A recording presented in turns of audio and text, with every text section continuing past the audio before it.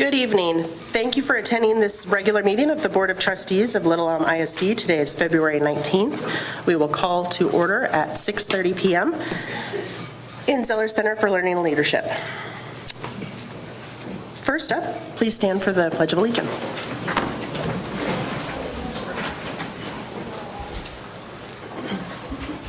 I pledge allegiance to the flag of the United States of America and to the republic for which it stands, one nation, under God, indivisible, with liberty and justice for all. The Texas state flag. Honor the Texas flag. I pledge allegiance to thee, Texas, one state, under God, one and indivisible. Thank you. You may be seated. At this time, we'll have invocation. Mr. Bob Allen from Gideon's International. Thank you for having me. It's a pleasure to be here. We were last Monday and Tuesday giving free New Testaments to the school district, 4 schools, 3 middle schools and high schools, 1,793 scriptures went home, 55% penetration. Praise God. Let's pray. Father, we thank you for this day and for this gathering of people, and everyone in this room, Lord, you know, are concerned about our most valuable resource, our children.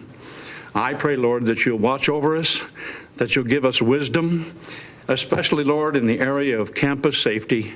We pray that solutions will be found quickly to the things that are happening that we're so sad about. Be with the families in their loss.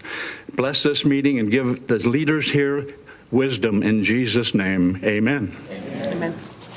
Thank you, Mr. Allen. At this time, we'll do introduction and roll call, please. Ms. Padilla. Mr. Daniel Gallagher. Present. Mr. Matt Blackett. Present. Ms. Leanne Hardy. Here. Mr. David Consuelo. Here. Ms. Louise Myers. Here. Mr. Alejandro Flores. Here. Mr. De Leon Anthony. Here. And not present, Mr. Jason Olson. Thank you, Ms. Padilla. Next up is approval of minutes. I need a motion to approve the special board meeting minutes from the February 9th, also the regular and public hearing meeting minutes from January 22nd. So moved. Do I have a second? Second. Any questions or discussion from the board? All right, all those in favor, please raise your hand. Any opposed? Motion carries. We'll now go into Superintendent Spotlight. Mr. Gallagher. President Myers, board members, and members of the public, first I want to thank everyone for being here tonight. Tonight we have 3 campuses that we'll be spotlighting. Now, the first campus will be Hackberry Elementary. We're doing something different. Hackberry will actually, they're not here. We're going to do it by electronic means. So at this point, we're going to turn the lights out, and there you go. Do we need to call them, or are we? I'm not sure I like my profile. That's what I'm realizing right now. Thank you for moving that.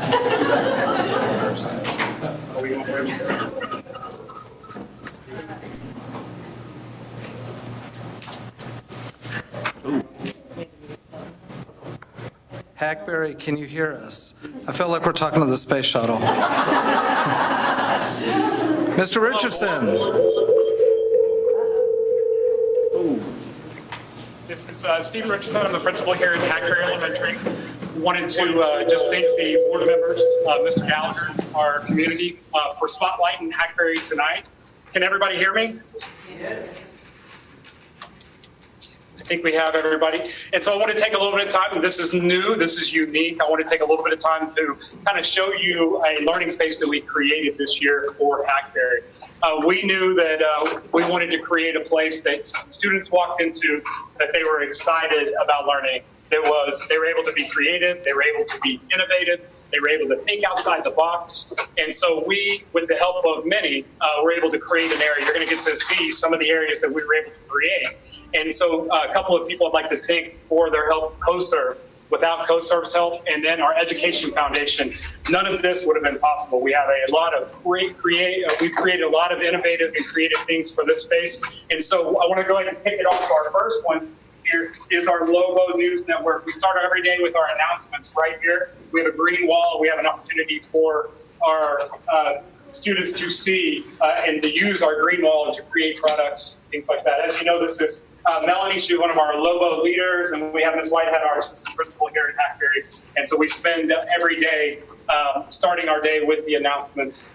And so that's just a great, great space for that. Our next space that we're going to show you guys is we're going to jump over to Luis Fernandez. He's one of our 5th grade students here at Hackberry.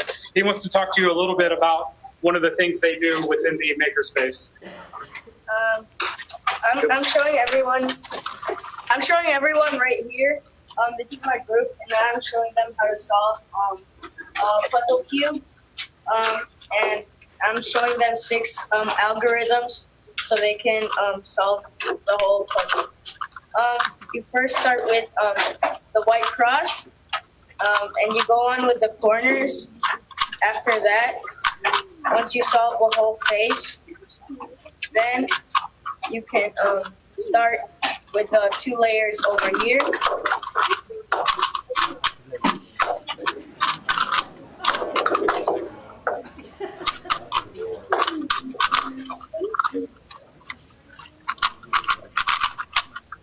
And then you can move on with the yellow. And once you do the yellow, you can solve the whole Rubik's Cube.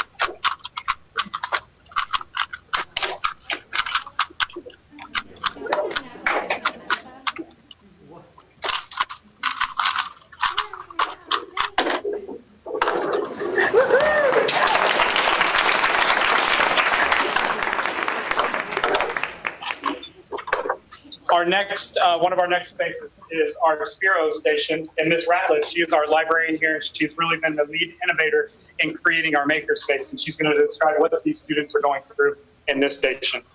These are Spiro Spark Plus robots, and I received them with the grant from the Little Elm Education Foundation last spring. And they're controlled with an iPad app, the Spiro or the Spiro EDU iPad apps. The kids can write code, and they can draw shapes and angles, and then they can play or do missions. So these kids are doing mazes with the Lincoln Logs, and then over here, Stone will tell you what they're doing over there. Yeah, and it's our next student, Stone Chase. He is our student council president. He's going to take you through one of the problems that they solve when they're in here in the makerspace. You want to take them through a problem? What we're doing right now is we are building a ramp for the Spiros to go over the magic snaps from the makerspace. And we are trying to figure out how fast and what angle we need to drive them over to get them over how far, the longest and farthest we can get them over to.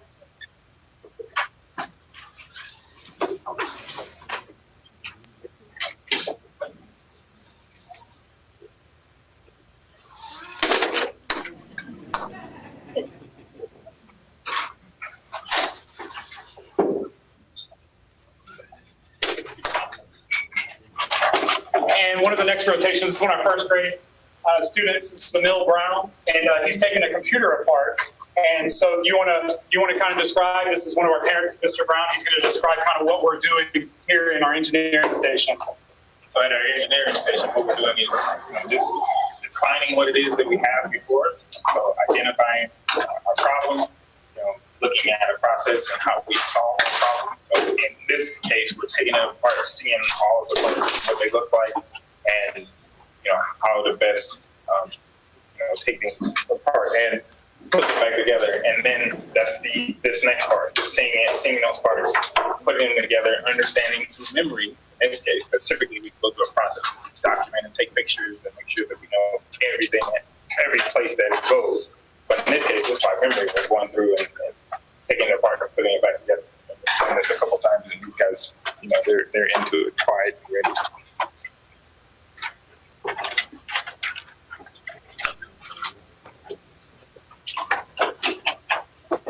And this is Abby Glover. And so she's taking this printer apart right now. You want to tell them a little bit why you're taking the printer apart? I'm taking it apart because it's kind of fun to see what's inside a printer because usually you only see the outside. Excellent. Excellent. All right. And now we're going to move on to our last rotation.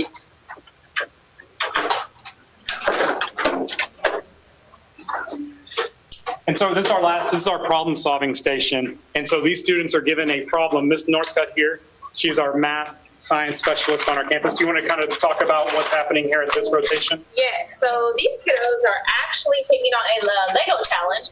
And this is a place where we actually are able to incorporate STEM activities where they're going to collaborate and they're going to work together to solve a problem. And what they're trying to solve, if you look very closely, they're trying to create a boat that would eventually test to make sure and see if it would float. So they're taking their engineering skills and putting them into real life situations where they would have to create, work together, team building, and solve a situation through these activities.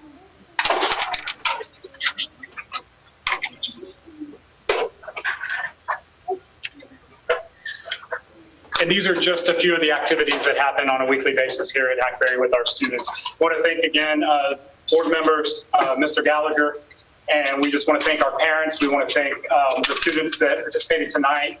And so we feel truly blessed to be part of the Hackberry family, and thank everyone for coming out and participating tonight. Mr. Richardson, can you? Do we have any questions? Yes. Well, first, Mr. Richardson, can you hear me?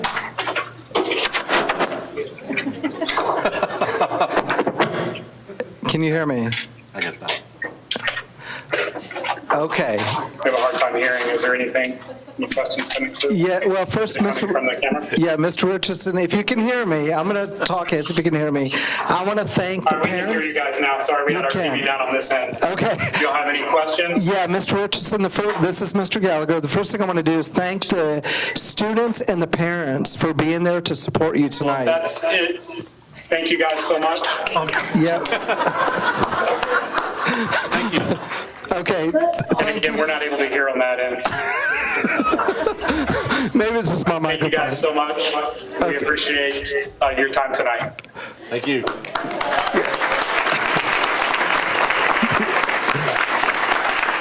Okay, I will still thank the parents, but also at the back, we have some Hackberry teachers. If you would stand for being here tonight to support, thank you all.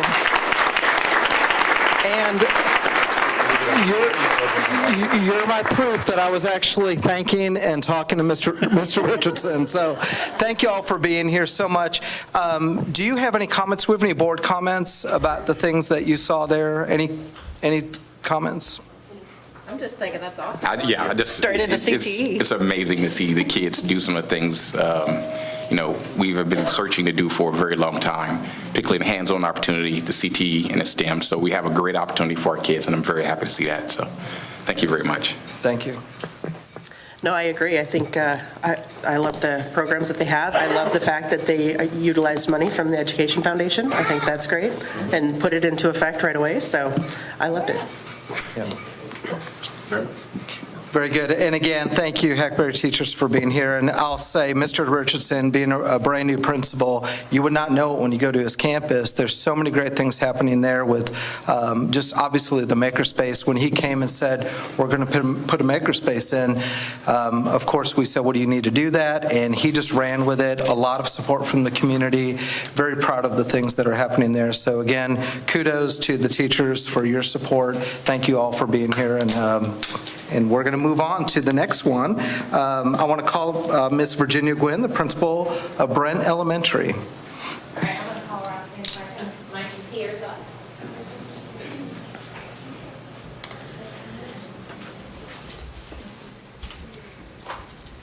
Come on, kids. You too.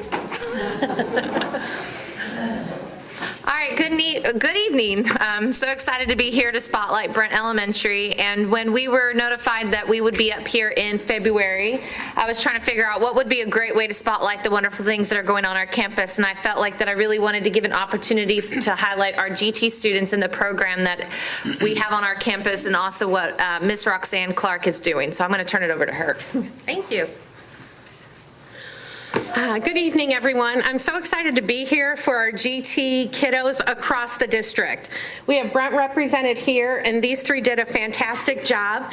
They were posed with the question, what would you do if you could change something in your community? Where would you want to live? What would it look like?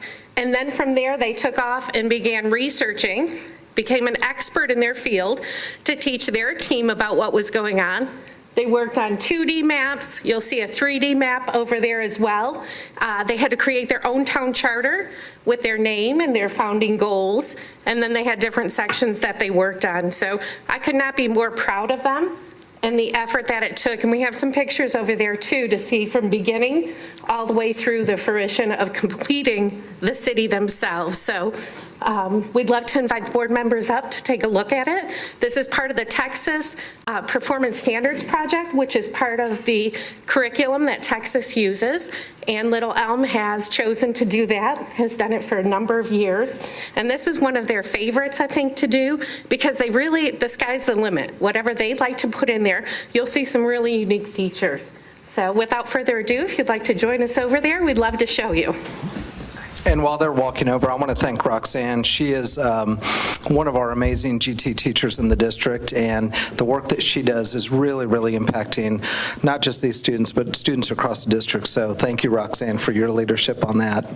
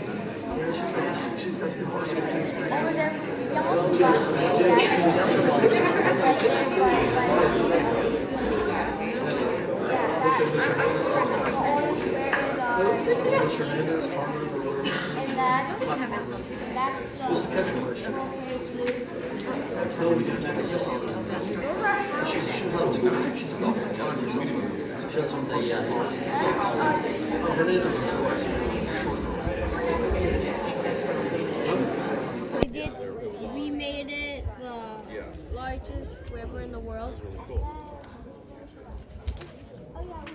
So we'll That's really cool, guys. Great job. They even set up tours. Nice. That was a great job. That's really cool, guys. Really Good good. job, sweetie. Really good job. Really good. Good job.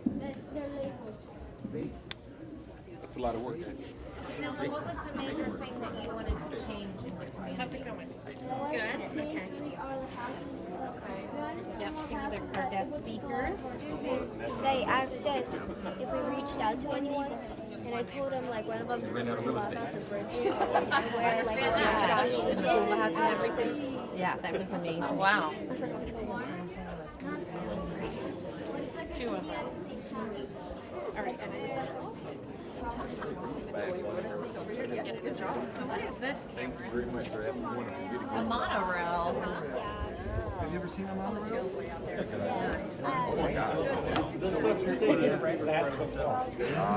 So you decided to incorporate a monorail in your system, huh?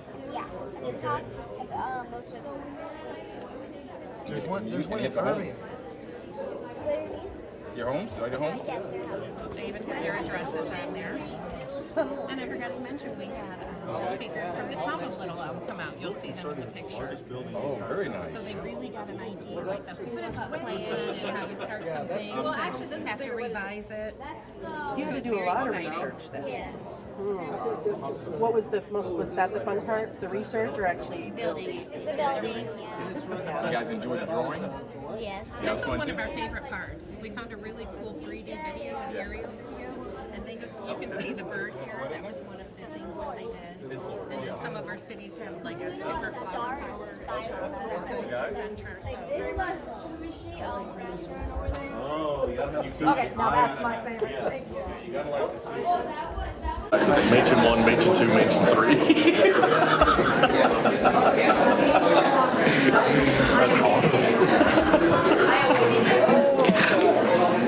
I'll ask the board if they have any comments in a second, but I did want to thank the students from Brent for coming out and sharing their city plans. And of course, we went over to the mayor and we said, you may have some future city planners right here. So thank you again, Brent. Board members, do you have any comments? All right, well, thank you. Next, I would like to invite our principal of the high school, Miss Renee Pentecost, to come up to talk about Students of the Month.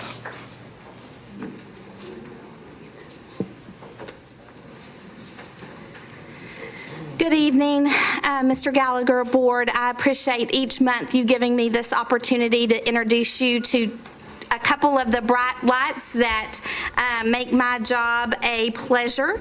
At this time, I would like to invite Reagan Dykes and Joshua Suarez up to the front, please.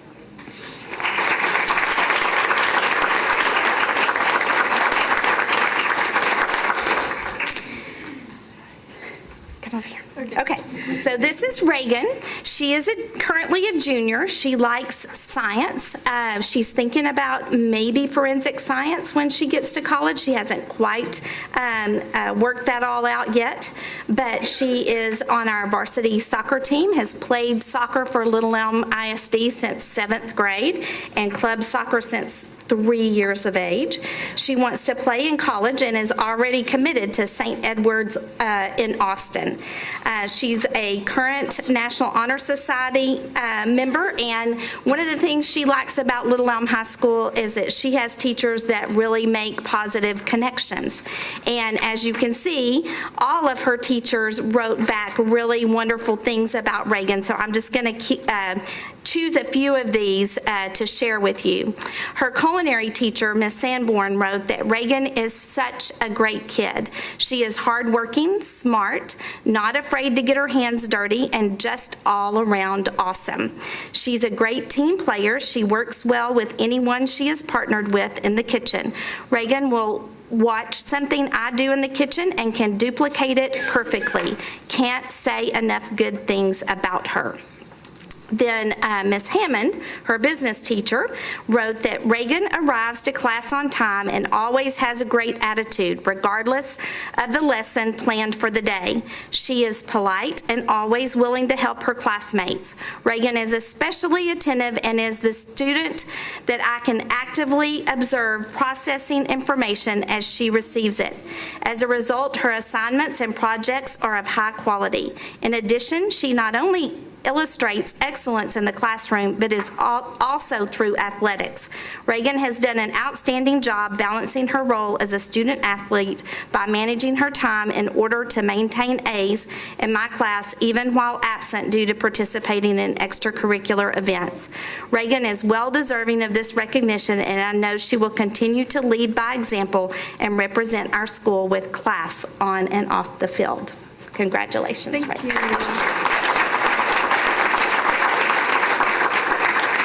Reagan's mom and dad are here with us tonight. Why don't y'all stand and let us give y'all a round of applause, because y'all had something to do with this.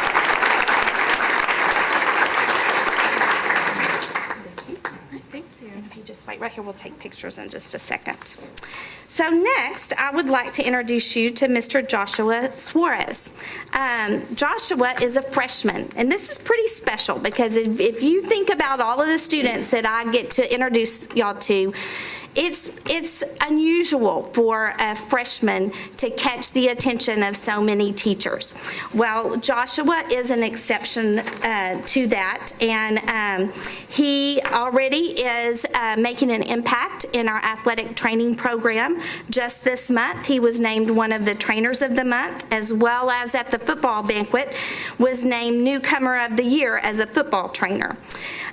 He has a sister who is a senior at Little Elm High School. She will be attending UTA, and that's a little far in the distance for him to decide, but he's thinking that might be a good fit for him as well. He wants to be a physical therapist and is getting lots of good practice in his athletic training duties. He's thinking about playing tennis next year, and his favorite class this year is his AP Human Geography class. They did some projects in the fall, and he and his partner did a project on India. Again, his teachers had lots of great things to say about Joshua, and I'm just going to pick a couple to share with you. Ms. Veriker, his human geography teacher, says that Josh has so many great qualities: great work ethics, responsible, respectful, and good self-discipline.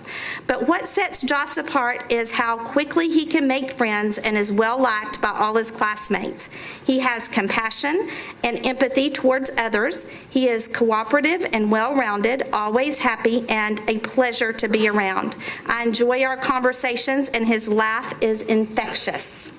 On a side note, his love of the holidays, especially Christmas, is amazing and so unbelievably fun. I am so honored to be Josh's teacher this year. I hope he realizes how much he means to my class, his classmates, and myself. Then Coach Kidwell, who is our athletic trainer, states that Joshua Suarez is in his first year as student athletic trainer for LEHS and has shown outstanding performance this year. Joshua is a member of the new LE Sports Medicine Department Leadership Council and represents the first-year student athletic trainers as voted on by his peers in August. Joshua has been awarded with the Football Student Athletic Trainer Newcomer of the Year Award by the staff for his excellence during football season. He is currently the February Rookie of the Month, an honor voted on by his fellow student athletic trainers. Joshua exhibits incredible initiative, focus, hard work, commitment, and is a strong leader among his peers, both inside and outside of the student athletic training program. Congratulations. And also, Joshua's mother and grandfather, I believe, are with us tonight. Why don't y'all stand and let us recognize you.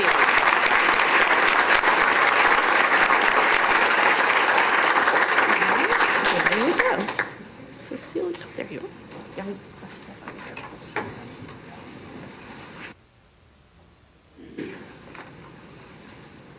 Open them up.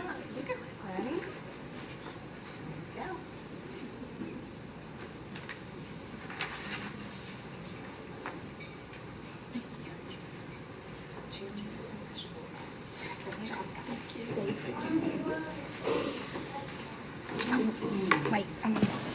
Thank you, Ms. Pentecost, and again, thank you, our students, for being here. Two great examples of the types of students that we have here in Little Elm, so thank you so much, Ms. Pentecost. My final recognition for tonight, I'm taking an opportunity to give an award that we don't give it very often. It's the Triple E Award, and what that award is, it's reserved for individuals that have an impact across the whole district. And of course, we've got countless people that are in this district that make it a tremendous impact. But this individual that I want to recognize tonight, I've been thinking about the impact that this individual's had since since they've been here. It's been a very short time. We both came to the district about the same time, and one of the first things I looked at was the vision of our district to be the destination district. And this individual is having a tremendous impact on it, helping us get there.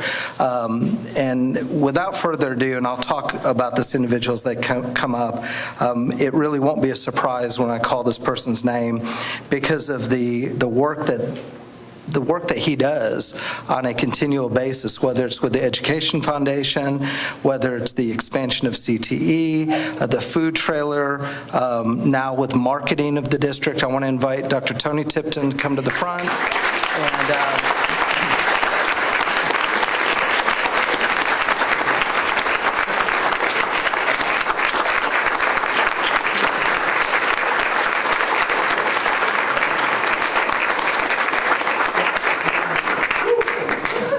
So I have a book that I'm going to give Tony, Wisdom of Wolves, Leadership Lessons from Nature. But I can tell you, when we talk about leaders, Tony, I learned a lot from Tony, and Tony is one of my thinking partners. So I can't thank Tony enough for the work that he does here at Elm ISD and just helping us move forward. And just those few things that I pointed out, I mean, those are just small things. I mean, every day he comes into my office, and I kid you not, when I say every day, it is every day. It's I've got an idea. And a lot of times I'll have to say, well, tell me what it is. And, sometimes I'm not ready for those ideas, but I will tell you, we are blessed in Little Elm ISD to have his leadership, to have him on our team, and to have him help us move to the next level. So again, the Triple E Award, it is well-deserved, and again, I appreciate Tony for what he does for our district, and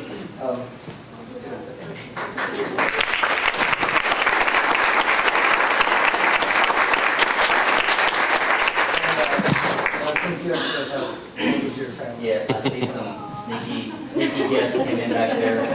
So do you want to say? Yeah, so this is, I've seen Triple E get awarded at this district very few times, and it's incredible. I'm humbled because, don't take this to heart too seriously because of the whole pay thing. But so I can't really believe they paid me to do this job. I really do. I love it so much. I'm very proud to be a member of the Little Elm family, and I take the family very seriously about how I approach my business. And the most important people in my life are in the room. My wife, who is at Lakeview Elementary, and my youngest, who is at Powell, and my oldest, who is at Little Elm High School. We are all in. We are members of the family, and the things that I do are partly because of them, but also because of the other kiddos that are in the district. So I can't thank you enough, and it's a super honor, and I'm super humbled. We're blessed. So thank you.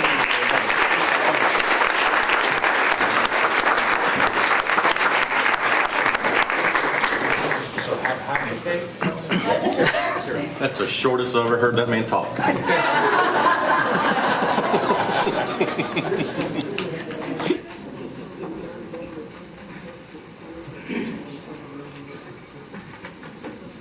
All right, at this time, do we have any citizen input, Ms. Padilla? Okay.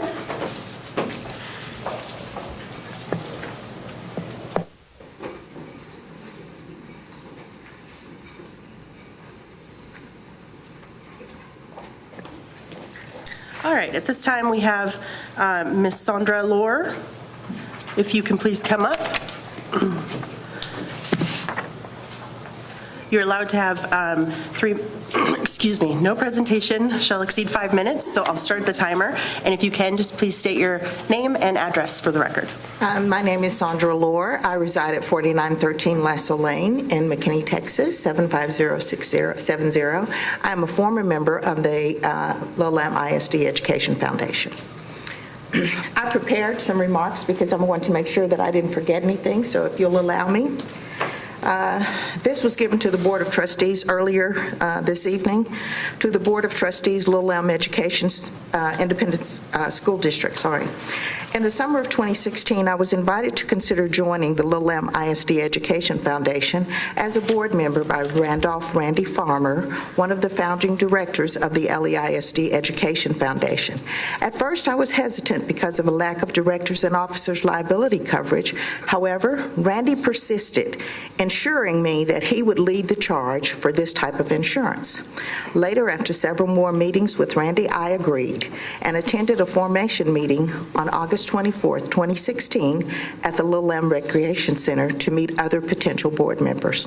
From the beginning, in the fall of 2016, after being elected to the Vice President of Development position, I dove into my role seriously.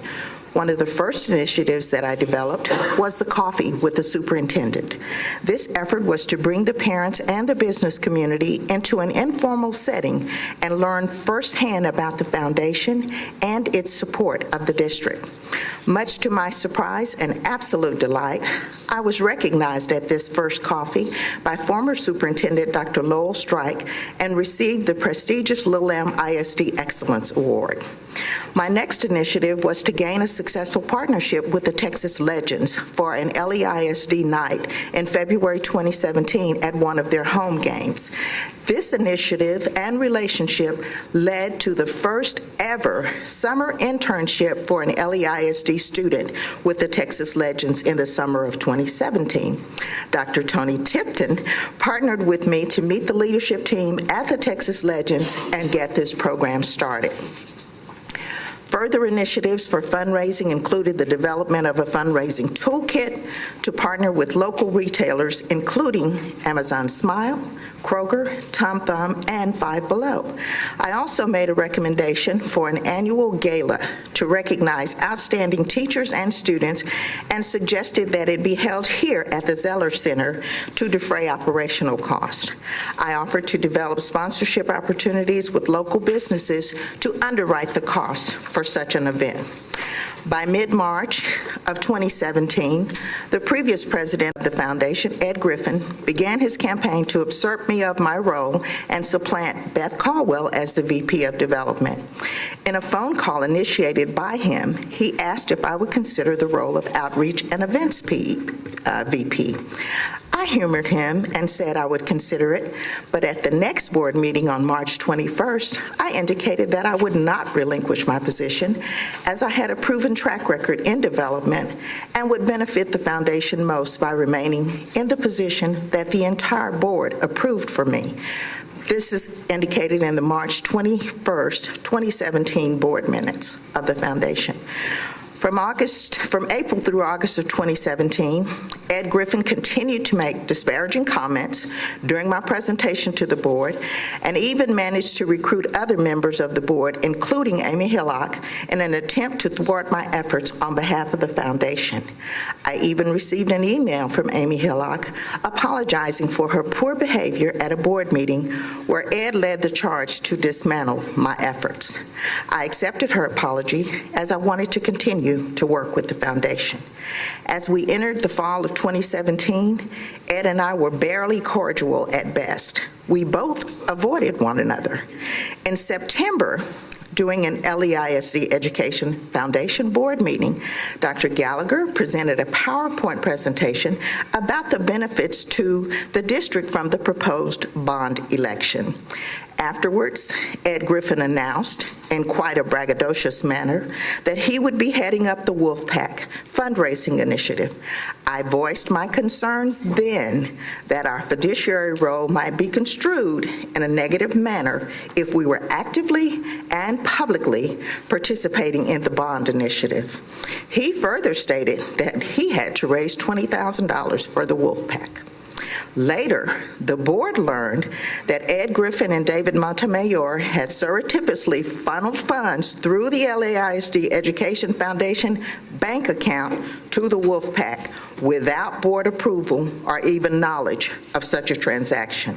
We found out because a concerned parent posted about it on Facebook. I immediately called for the resignation of Ed Griffin and was met with a wall of silence from the other board members. I was the lone wolf asking for his resignation. Ed offered no apology for his nefarious behavior and seemed ambivalent and unconcerned about the position that he placed the other board members in. I refused to attend any other board meetings after the September 2017 board meeting, and the minutes for October, November, and December reflect this decision. Lord, you have 30 seconds. Over the weekend, I received an IM communication from Amy Hillock asking me to attend this meeting and further to come back on the board because there were some other board members that needed to be weeded out because they weren't playing with the team. We have to stop. We have to stop because of these kids. Thank you so much. Let's get politics out of it, folks.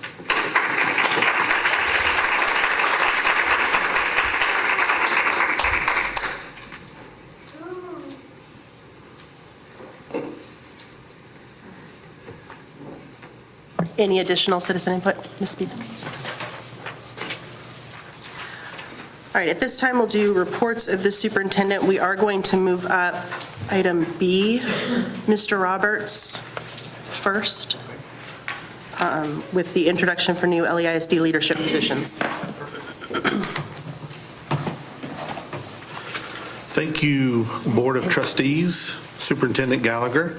I appreciate this time, and I am very honored to be the one that gets to stand up and introduce three of our brand new, I want to formally introduce three of our brand new family members.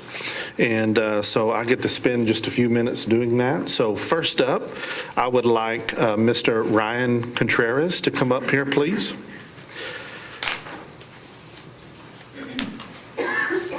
We're extremely excited about Ryan joining the team.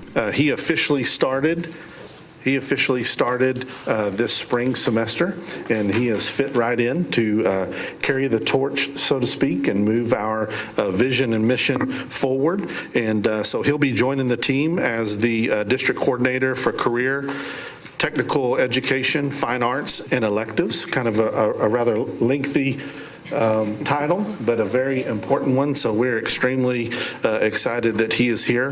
Ryan comes to us by way of Sherman ISD, where at that time he was an administrator there at the high school and oversaw not only the administrative pieces there, but the CTE program. And so we know that without a doubt, he will move that program in the direction that it's been going and taking the momentum that was in place and carrying that forward.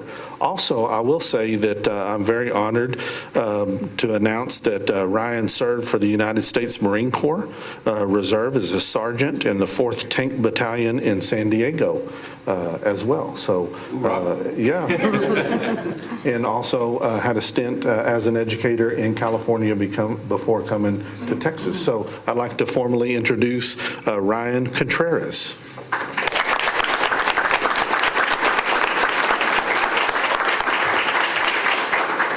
Thank you very much. I'm very pleased, very happy to be part of the family.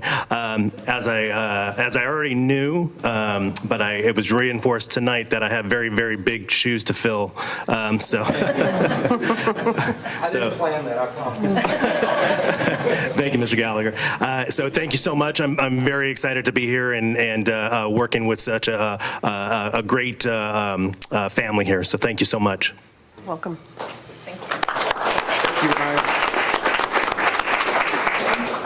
Next up with his family is Mr. Doug Sevier. His wife, Laura, you guys can come up too. Children, Bailey and Anna. If y'all want to head on up as well. We're so glad that Doug has had his family come with them. And Doug has served as our principal at Chavez Elementary, where he will continue to fulfill that role for the remainder of the school year, and then he will come to us starting in the summer. But he will fill the role for Director for Curriculum and Learning. We're very excited the support that he will lend our curriculum coordinators and the work that they have had in place. and just his leadership style, his progressive outlook on typically moving organizations to greatness is what we're really excited about.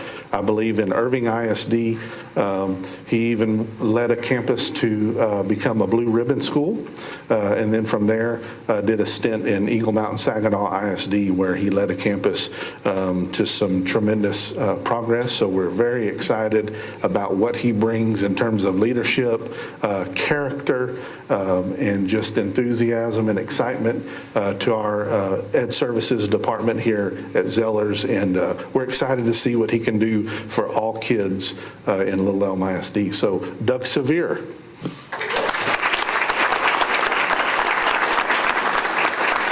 Mr. Gallagher, President Myers, members of the board, I just want to say how excited I am to assume this position. It's going to be so much fun working alongside just a great curriculum department that's already in place with great directors, great coordinators already there. So I'm just really excited to be a part of this. Also, to be working with such a great group of principals. I know they already have had quite a bit of input on what I need to be working on. So I will be taking that note. But lastly, I'd just like to thank my family for everything that they do for me because of the sacrifices they make, time that I'm away from them as a principal here in Little Elm. But just to continue on in such a great district and lead it forward, I'm just honored to be in this position. So thank you.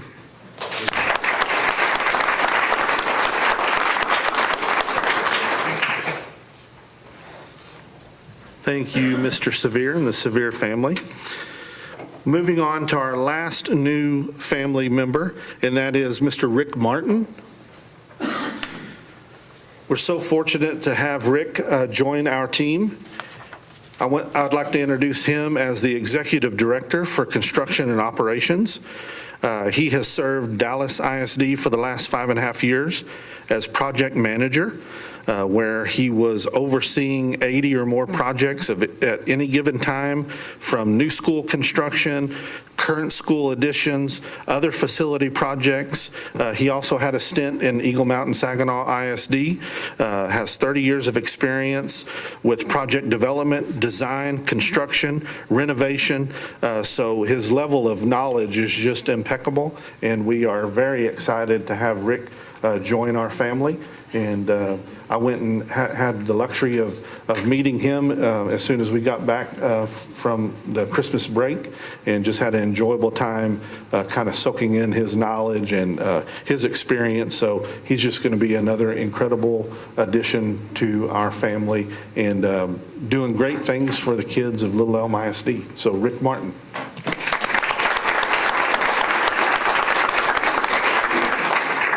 Well, it truly is exciting to be here. This will be my first time back into a situation where there's a lot of good folks. There's a good board. It's a good neighborhood.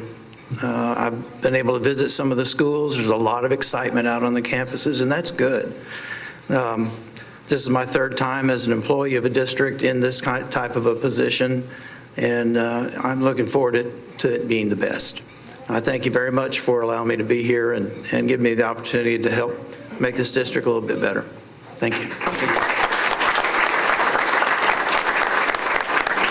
Thank you, Rick. And in closing, you know, it's about getting the right people on the bus and in the right seat. And all three gentlemen have an incredible skill set, but more importantly, they're great people. And I think that's what we want to have around our kids and around our organization. They'll pick the ball up and just help where needed. And it's just, you know, continuing that carrying that torch of all of our kids are all of our kids, and they'll pitch in, and they're just great men. So we're thankful to have them. Thank you. Thank you, Mr. Roberts. And again, we are proud of these three individuals for joining us, and of course for Doug for stepping up into this new role. I'm just proud of that and excited for great things to come.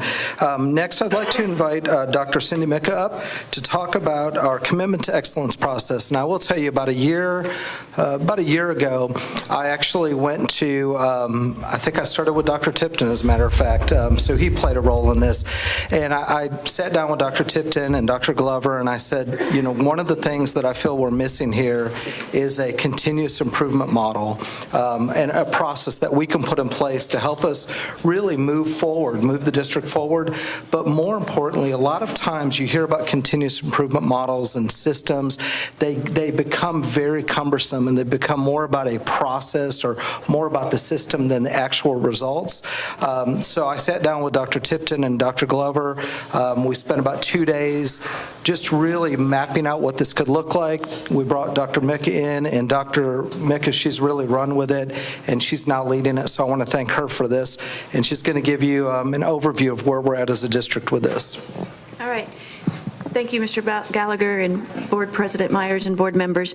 We're really excited about this process. Most of you know when you do campus improvement plans, they're very lengthy and they don't always get reviewed regularly. They're put on the shelf. It's something you do for compliance. And so this process, we think, has allowed us to move forward and to actually continue to work on the work and focus on something that is making an impact on our campuses. And so, Mr. Gallagher, I want to thank you for bringing this to our district and allowing us to build on it. I know that Tony and Dr. Glover and I have really believe in this process, and it's through your leadership that we have this type of a continuous improvement model in our district. So it's called Commitment to Excellence, and it starts with really looking at our data and doing a root cause analysis of what is happening in our schools at our campus level, and then from that creating what we call the one thing. Then we create strategies, we make plans, and we implement it. And then we have a quarterly review process, and then we'll do an annual report to the board that will come during the summer. So that's kind of our visual of how we see the commitment to excellence occurring in our district. And it has been a great process. I know that Tony spoke about this earlier at a previous board meeting, and one of the tenets of this book by Keller was, if you choose two rabbits, you will catch neither, because you're always going in many different directions. And so how do you narrow your focus and work on one thing that can have a ripple effect at your campuses? And so why do we do this? Well, we want to ensure we're acting on our commitments. We want to regularly review our actions and renew our focus. We want to support campuses and departments with increased efficiency and effectiveness. And we want to improve at every level. And this is a two-tiered improvement system. This year we started with our campuses, and we've already begun the work to begin the training with our departments this summer. And so we will layer them in next year. All of our departments will go through this process. So what is it? And Keller on page 107 says, what's the one thing I can do such that by doing it, everything else will be easier or unnecessary? And at the superintendent's leadership team, we have been doing the book study since the fall, and we keep coming back to page 107. And it's just, we always say, okay, 107, and we all know exactly what quote we're referring to. And so this is the one thing. It's the thing that can happen if we do it and we do it well and we do it effectively. It can have a ripple effect not only across our campus but across our district. So how did we approach this? After we all brainstormed and got together and started thinking, and it is still an evolving practice. In fact, we're having another review next week at the superintendent's leadership level just to say what can we do better and how can we improve. But to start with, on July 26th and 27th, we trained close to 75 teachers and administrators. And they were here and we did the one thing training with them. We taught them about what root cause analysis was, and we did a training on that. Then we let each campus, they brought their data and we provided data for them, data such as STAR, TELPAS, MAP, discipline data, teacher data, and we asked them in their group that they had brought from their campus to look at that data and start listing concerns that you have. We started with 20 concerns, then we narrowed it to 10, then to 5. When they got to 2, they talked with another campus and talked about, out of these 2, if we do something, what can it, where can we have the biggest effect on our campuses and for our students? And so then we took them through the root cause analysis, the 5 whys protocol. And from there, the campuses developed their one thing. So what does that look like? And I've asked Debbie Clark to be here, and she'll be joining me in a minute. But this is an example of her 5 whys. And so they had a problem statement, and then they asked why, until they got to what they believed was their root cause. And so their problem statement was, we found a trend beginning in K-5th grade that students lacked foundational literacy skills based on the data analysis on STAR and MAP. After continually asking, well, why is this? Well, why is this? They got to teachers lack training and resources necessary to teach phonics and vocabulary. So their one thing translated to K to 5th grade teachers will effectively implement daily phonics instruction with fidelity to ensure student success. Once they came up with that one thing, they turned it into a one-pager. When you have something that's on one page, it's easy to refer back to it. You're not grabbing a binder that's 100 pages long and flipping through strategies. Did I do this? Did I do this? So this one pager allows the campus to laser focus on strategies that will have a ripple effect on their campus. Well, what did that look like then? Then how are we going to measure it? And we asked them to look at 2 specific measures, one that we call fidelity, and that's where what can we do on the campus to change adult behavior and to monitor adult behavior, and then also the student data results. So each campus, after coming up with their one thing, had to determine how are they going to measure that. And so one of the things that they did was most of them created easy walkthroughs that looked at how their one thing was being implemented in the classrooms. And then the student data results, most of them looked at MAP data because we give the MAP assessment 3 times a year, and it just so happens that it meets with our quarterly reviews. So when are our quarterly reviews? We've already had 2. We had one in November, and then last Friday we had our second one. So we had our beginning of the year and middle of the year, and then we have our end of the year is scheduled in June after the end of our school year. So when we talk about fidelity and we talk about the reviews that they're coming to us, they are coming to us with certain slides that show data. They have set goals for their fidelity.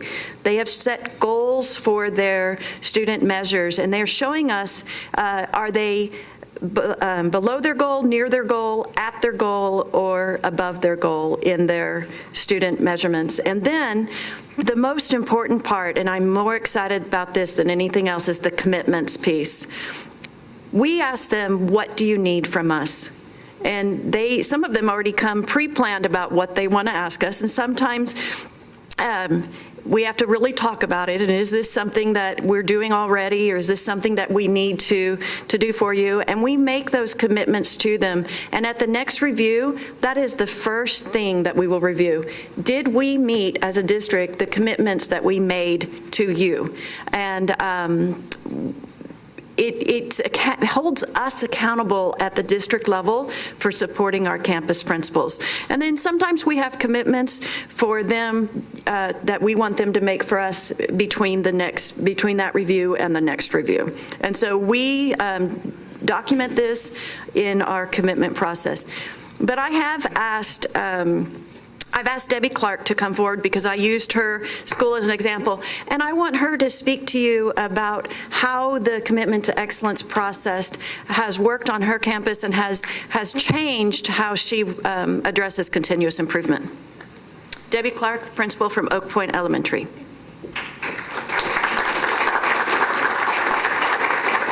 Good evening, honorable school board members and Mr. Gallagher. First, I want to personally thank all the support and commitment that you give us in our district and to our schools and to our students every single day. That you are truly a blessing to all of us. And our schools are also blessed by this commitment of excellence, and it's through the leadership of our superintendent, Mr. Gallagher. He has truly provided us the tools, the support, and the processes needed for each school to be laser focused on their one thing that will move our schools forward. And as Dr. Mika had mentioned earlier, he also provides us time for each campus to share our findings and our results and our progress. And I was really excited when we met last Friday about the progress that we're making at Oak Point. We're really experiencing great student growth. We are seeing anywhere from 6 months to 3 years due to that focus on our foundational literacy skills. And that was just in that last progress reporting period. And we did set our commitments and tied them to our campus improvement plan, which I think is very important. And we also changed up our master schedule so that every teacher, kindergarten through 5th grade, has a commitment to teach phonics instruction every single day, the first 20 minutes of each day. So we have a set time-bound commitment. And what we do is, as an administrator and my specialist team, we go every single day to the classrooms, and we're seeing what's happening. And what I was happy to report is that we have 100% fidelity in implementation of our phonics program. And as you know, if kids do not have that strong foundation in literacy, then it affects all core content in every area of our school. So we felt like we picked the right thing for our campus. We're excited to see the continuous growth, and I would like to leave you with a quote that came straight from the book, The One Thing. To achieve an extraordinary result, you must choose what matters most and give it all the time that it demands. Thank you.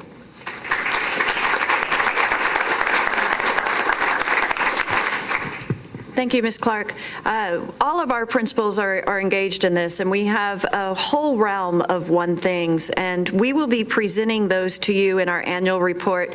Like I said, this year we're using our campuses for the first year of the Commitment to Excellence process, but next year we'll be bringing on the other departments within the district in this process. And so sometime in the summer, and we'll get with Dr. Gallagher, we'll be reporting it, and we will be using a dashboard so that you will know what the one things are and how the district or the campuses have progressed towards that one thing.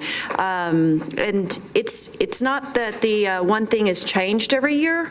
It can be, but most typically it's not, because it's something that you'll continue to work on throughout the year. But we'll be bringing the teachers and the principals back together again for another data dive and for a further refinement of their one thing during admin launch in the fall.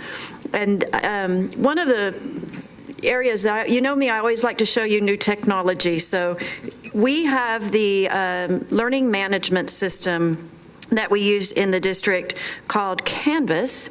And on Canvas, our teachers and also at the district level, we can create courses. And one of the ways that we are modeling at the district level for our principals is the use of Canvas by putting the Commitment to Excellence process within the course. And we are able to do all of our training in here, and we are also able to keep all of our presentations in here for each of the review cycles. And it is a one-stop shop for us for our course Commitment to Excellence. But I just wanted to show you how we are also using technology that is really meant for the students at the district level as well in creating courses. So thank you for your time, and thank you, Ms. Clark, for taking your time to come and share with us.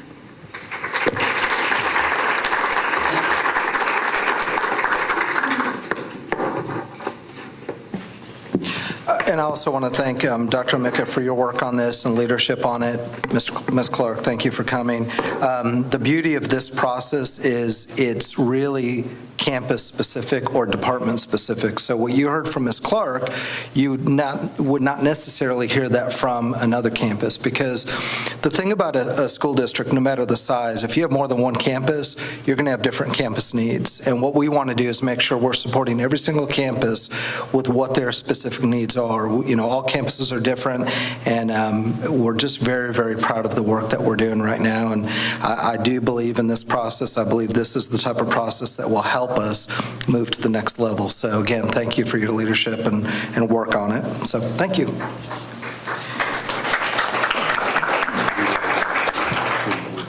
And one final, and I'm really excited about this one also, one final presentation. I'm asking, I was going to give you your doctorate too, Dr. Roberts, Mr. Roberts, to come up. He's going to talk about redefining college, career, and life ready.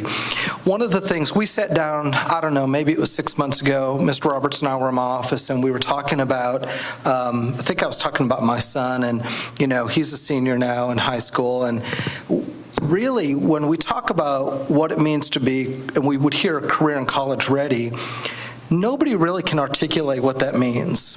You know, we say it, you know, well, we talk about career and college ready, but you're going to get a different definition no matter who you talk to, no matter what district you're in. So one of the things that I talked to Mr. Roberts about was, what if we as a district, what if we could define what it means to be career, college, and then we talked about life ready, really as a roadmap. But I'm going to stop talking because I'm excited about it. I'll let Mr. Roberts carry on. So thank you. Thank you very much. Before I jump into that, we as a committee, we as a group, we're very excited, and I'm going to have Ms. Brown come up here in just a second to share with you guys, but we are very excited as a group that has done some incredible work defining this, being able to share this to the Board of Trustees and the public.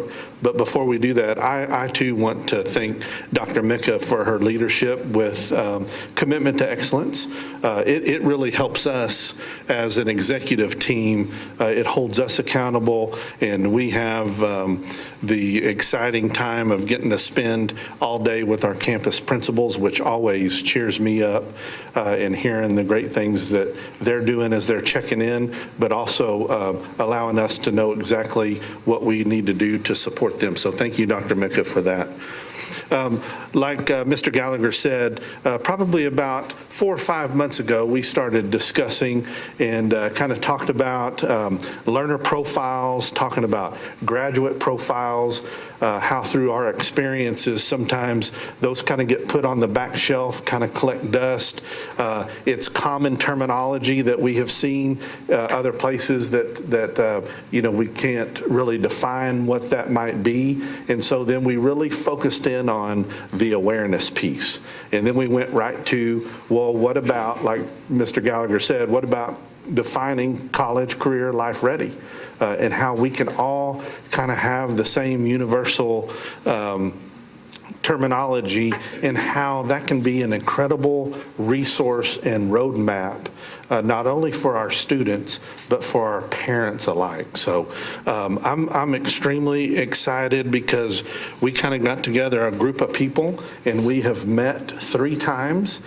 And those meetings have just been incredible. In fact, the last time we had formulas written on the board.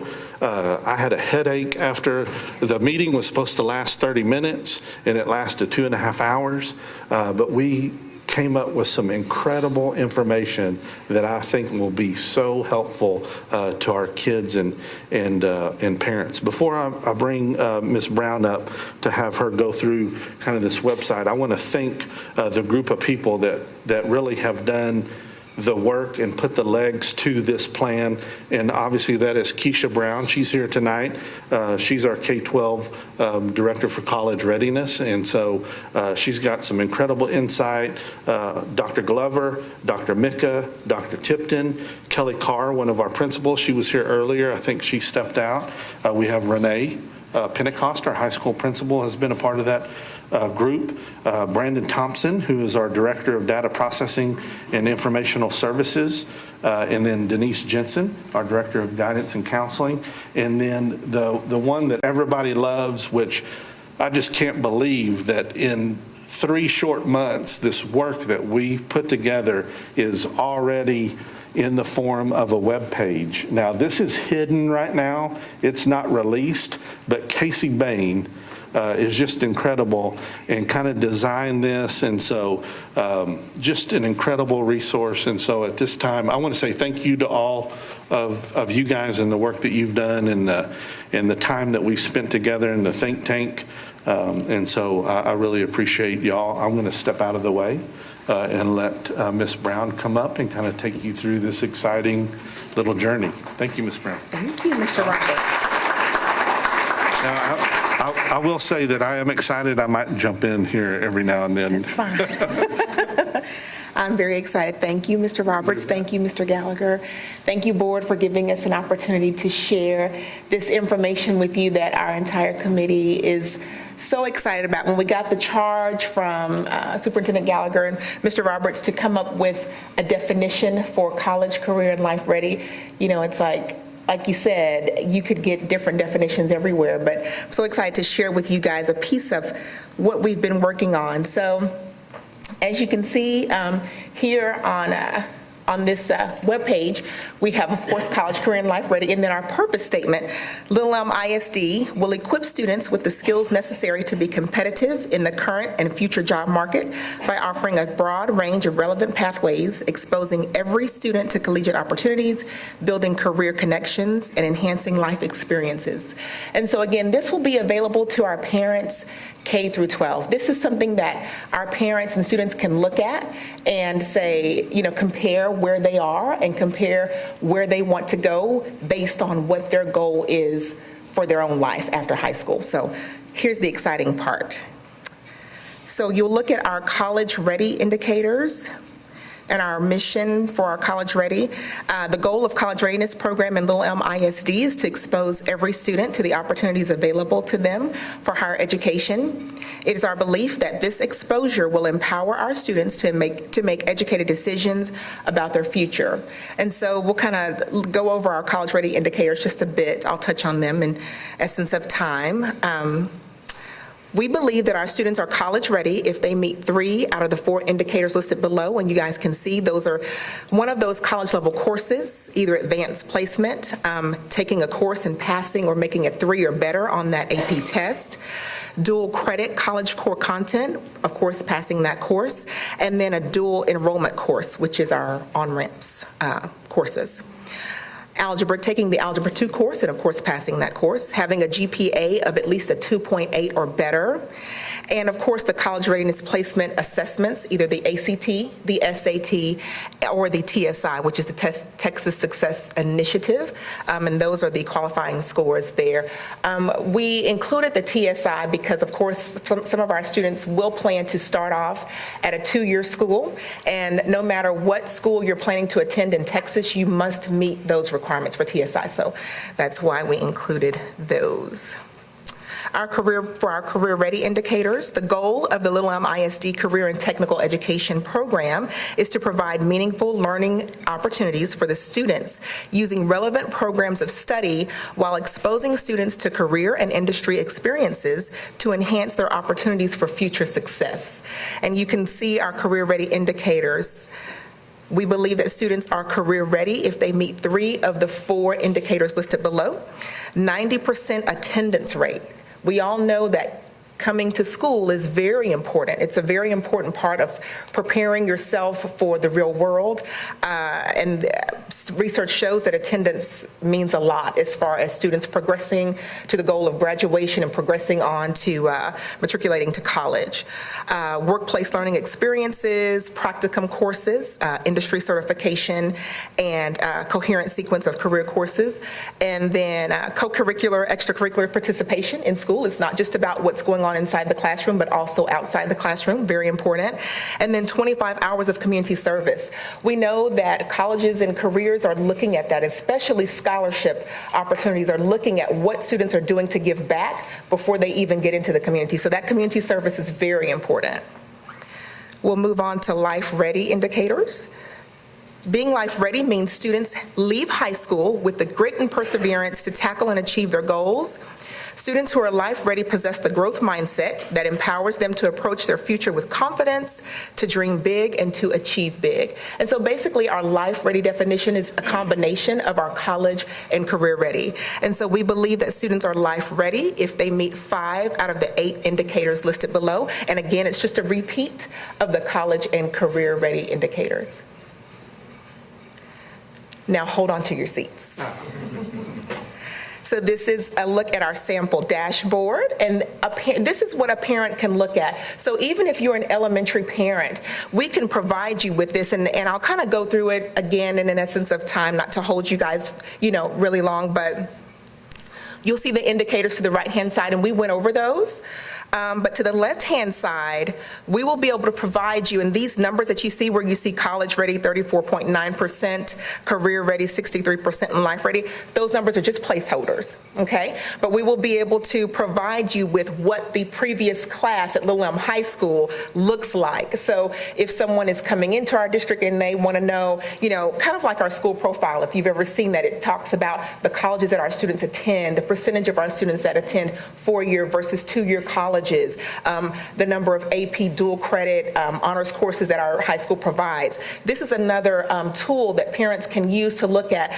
So now, my daughter Carmen, I could look up Carmen's transcript in Focus and kind of compare and see where she is. Oh, okay, she hadn't quite had Algebra 2 yet, or maybe she has, or she's on track to do what she wants to do. Either she's on track to go right into the workforce, or she's on track to go right into a 2-year school or right into a 4-year school. So this gives me, as a parent, something to go by, and I'm very, very excited about it, even with my parent hat on. So very excited to be a part of the committee to help put this together. But as a parent in this district, this makes me really excited that my children have the opportunity to look at this as young as in elementary school to see what I need to shoot for to go as far as I want to go after high school. And so I think this is right in line with our vision to be a destination district, and I think it's right in line with our mission to engage, equip, and empower all of our students. So.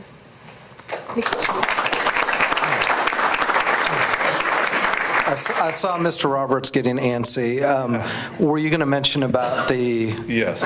I was getting very antsy over there, and before Ms. Brown goes and sits down, we'll see if there's any questions. But we do have another piece that you do not see up here where we are moving towards.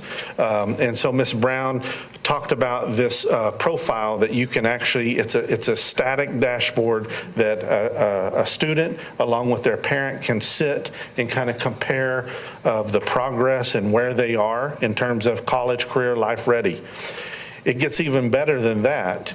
And Brandon Thompson is incredible, already has written code, and we have everything in place ready to go where a parent can go into Focus with this side by side and actually have and check their status where they are in terms of these indicators. For example, if a parent is working with their child and they want to look at career ready indicators, where are we in terms of 25 hours of community service?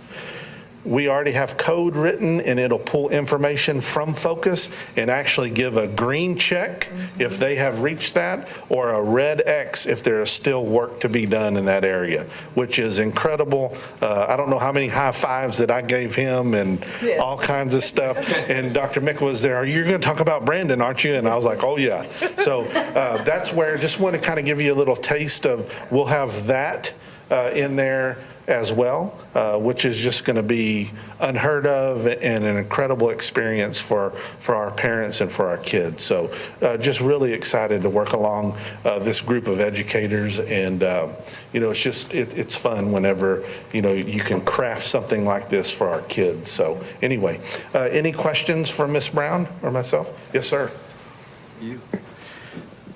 You know, 4 years ago, we used to tout, it's more of a statement and a couple of questions here. But 4 years ago, we touted our percentages of graduation, but we didn't know where the kids were going to school. Some of those kids were not going to school. Are they ready for life? Are they ready for some other trade? And I'm really excited to see this taking place. My two questions are, when will this be ready? Okay.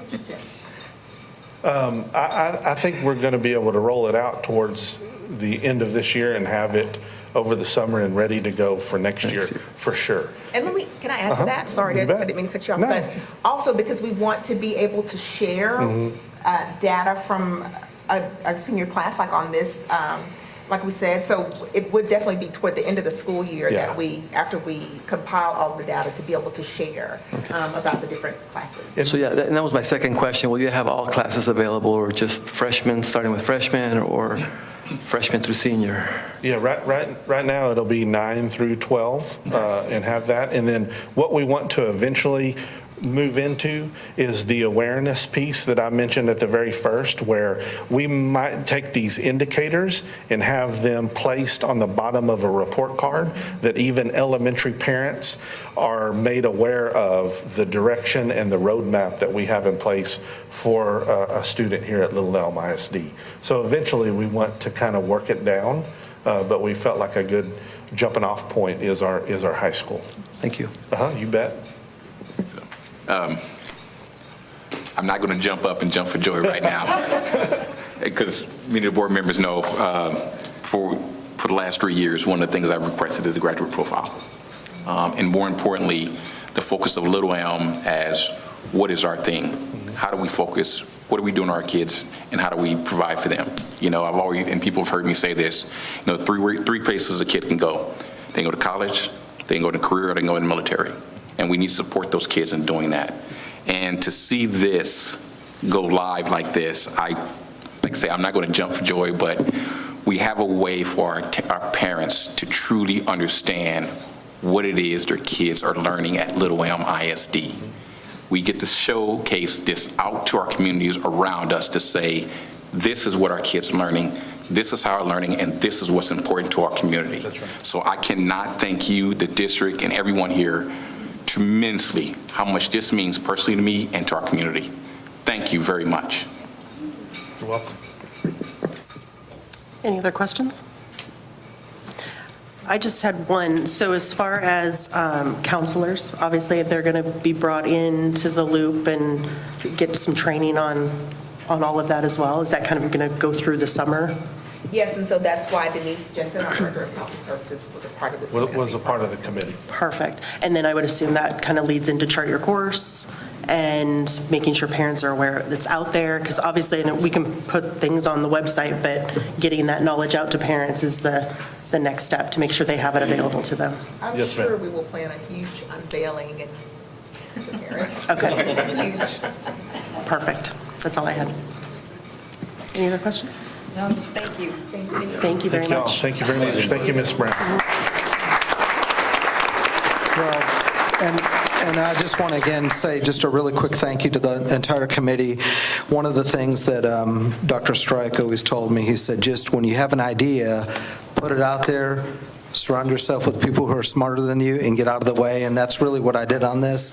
But I'm really proud of the work that they're doing, and just excited about some of the great things that we've got coming here. And that's just a preview. We could probably go on all night with some of the things coming, but I know we don't have time for that. But over the next several meetings, we'll have some other things that we'll be unveiling about opportunities. All right, moving on. I have one request to move an action item up. Actually, I'm not going to do that quite yet, so give me one moment. We're going to go into discussion items. First, reports requested by the Board of Trustees. We've asked the Education Foundation to provide a report this evening, so we will go into that next. Ms. Hillock?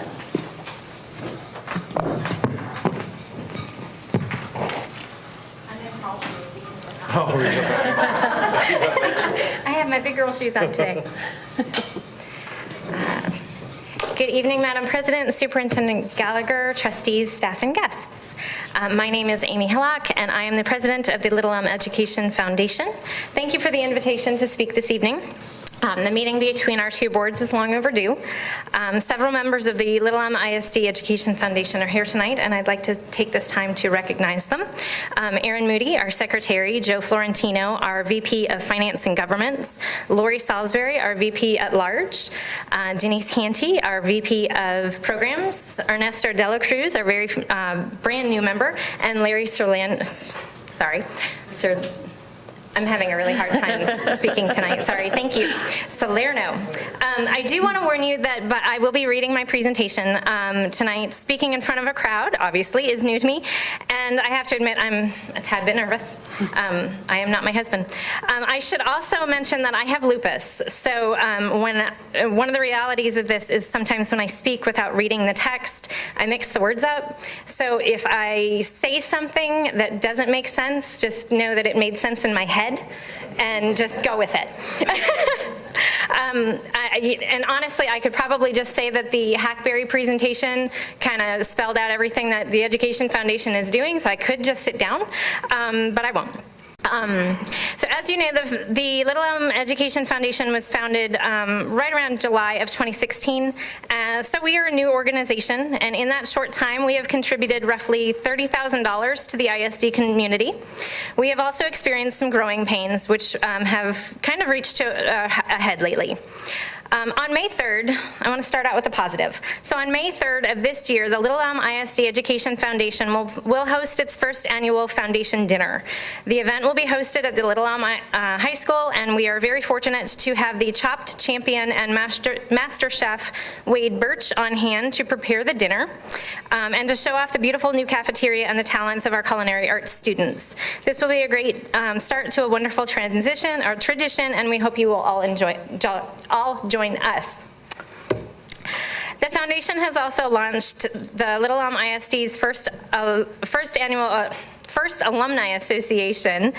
This provides an opportunity to engage with thousands of the adults who have crossed the stage as Little Elm High School graduates and connect them with opportunities to serve those who will follow after them.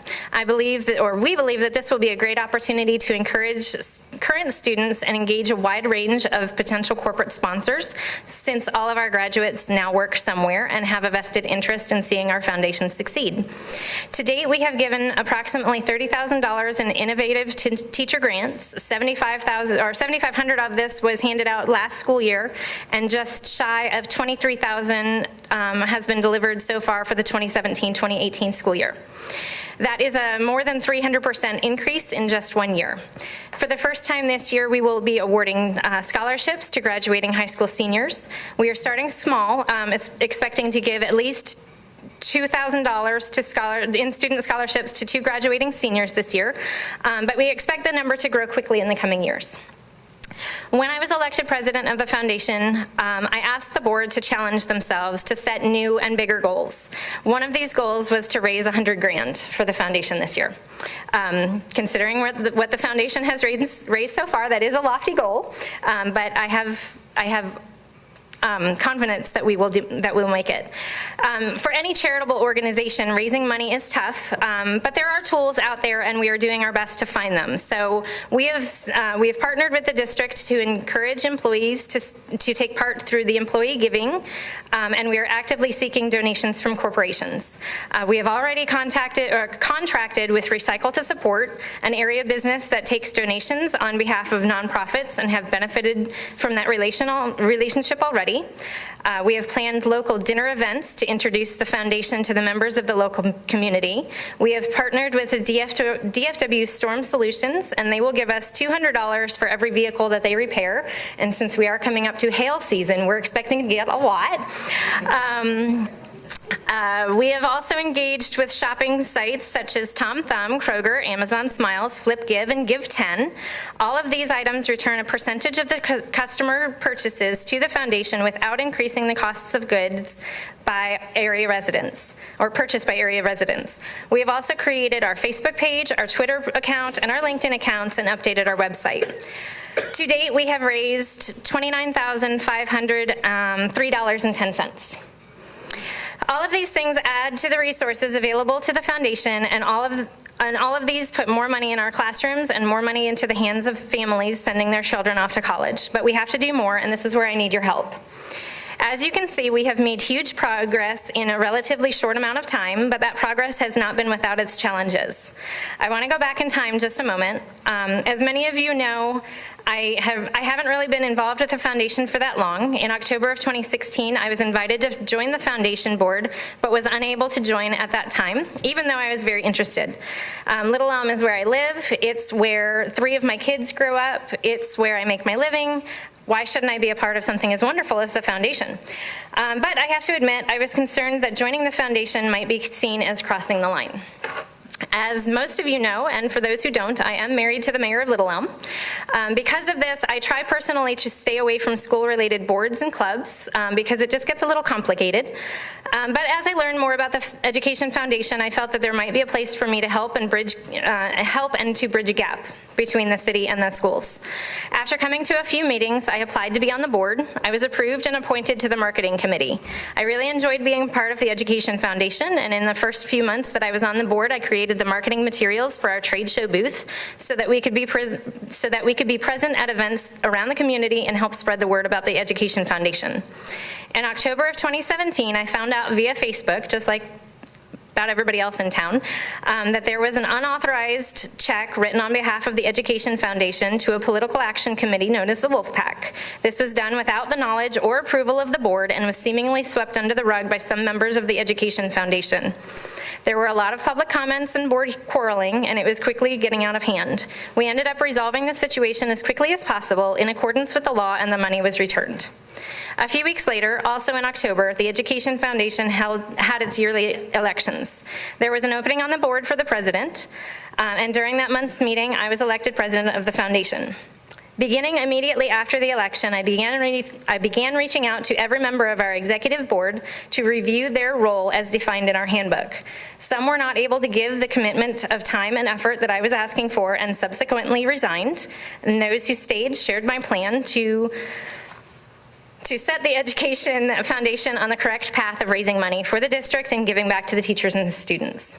This was a learning process for me, but as I read through the bylaws and our agreement with the district, I noticed that there were some areas that the foundation did not fulfill over the last few months, and I have begun the process of making sure that we are all up to speed.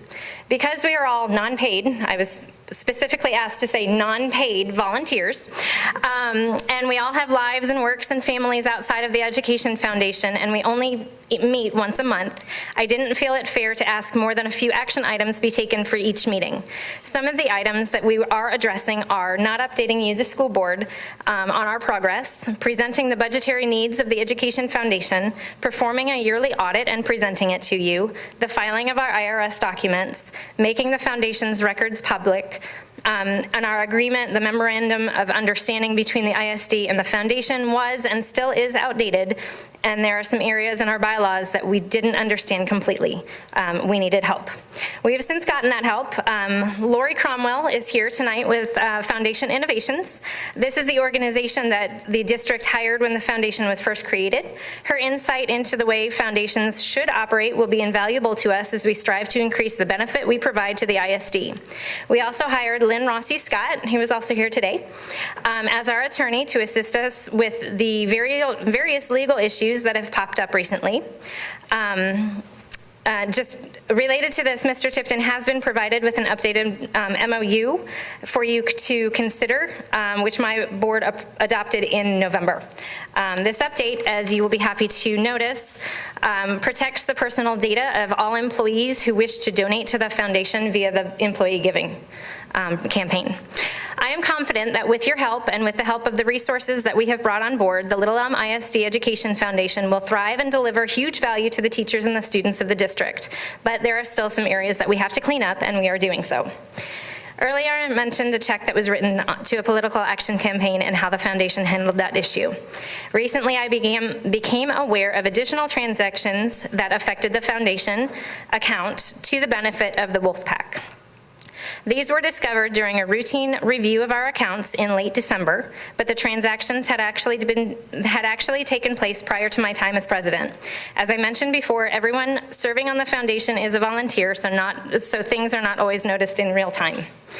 When I became aware of these additional items, I notified the superintendent and met with him and the ISD board president. Ultimately, we received a board member resignation and decided that a full audit of the foundation's finances should be undertaken. The process to find an objective third-party auditor started immediately.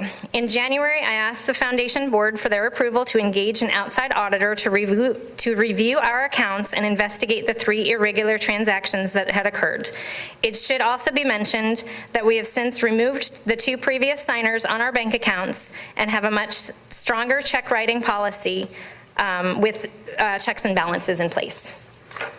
After reviewing a number of outside firms and reviewing pricing for their experience with education foundations, we have hired an outside firm to review our accounts and expect to have the results of this review returned to us by the end of March.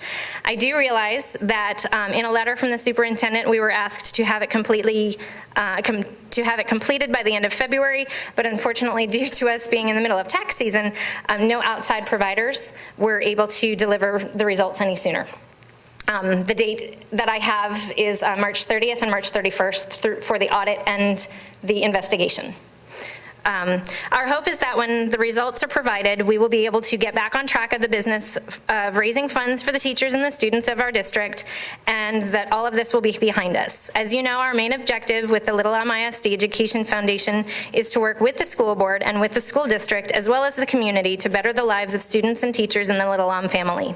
But we can't move forward if personality or political differences get in the way. We all have to be on the same page, and honestly, I don't always feel that we are.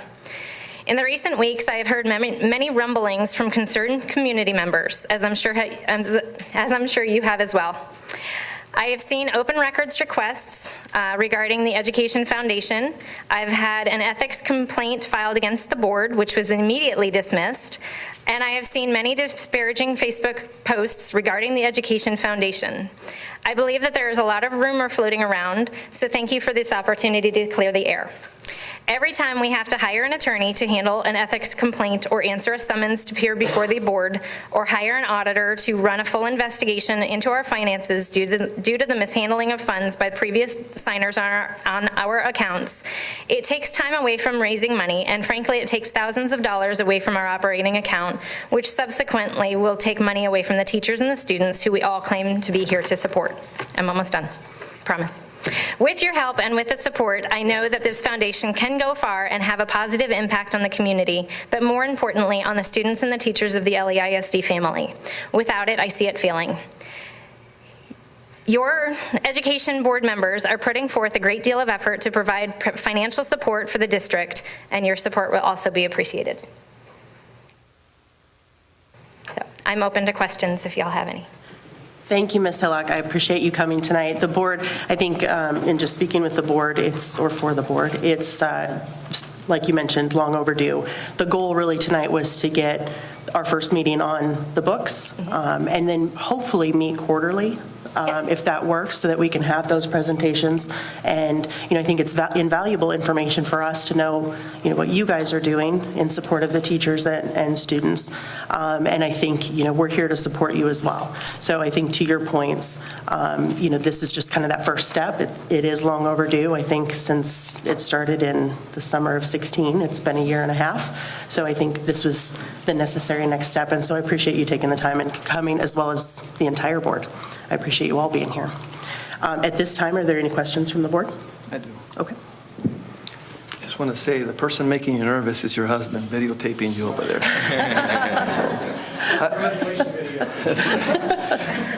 I graduated, promise. I only have 10 questions. Okay. No, I'm just kidding. Just a couple of questions. $30,000 is no easy task, so thank you very much. It's a lot of money raised. My question is regarding finances, right? I looked for it on the website. Is there anywhere on the website where we're tracking those financials, and is it posted where the public can view that information? There is not as of right now, and because we're in the middle of an investigation and the audit, I would like to hold back on any financial questions and posting anything financially until we get the audit back. Once the audit is back, as I mentioned in a letter to the superintendent that I think everybody was copied on, we will be posting all of our financials to the website as soon as it's done. And I wrote another question. I'm going to read my question. If it's all right.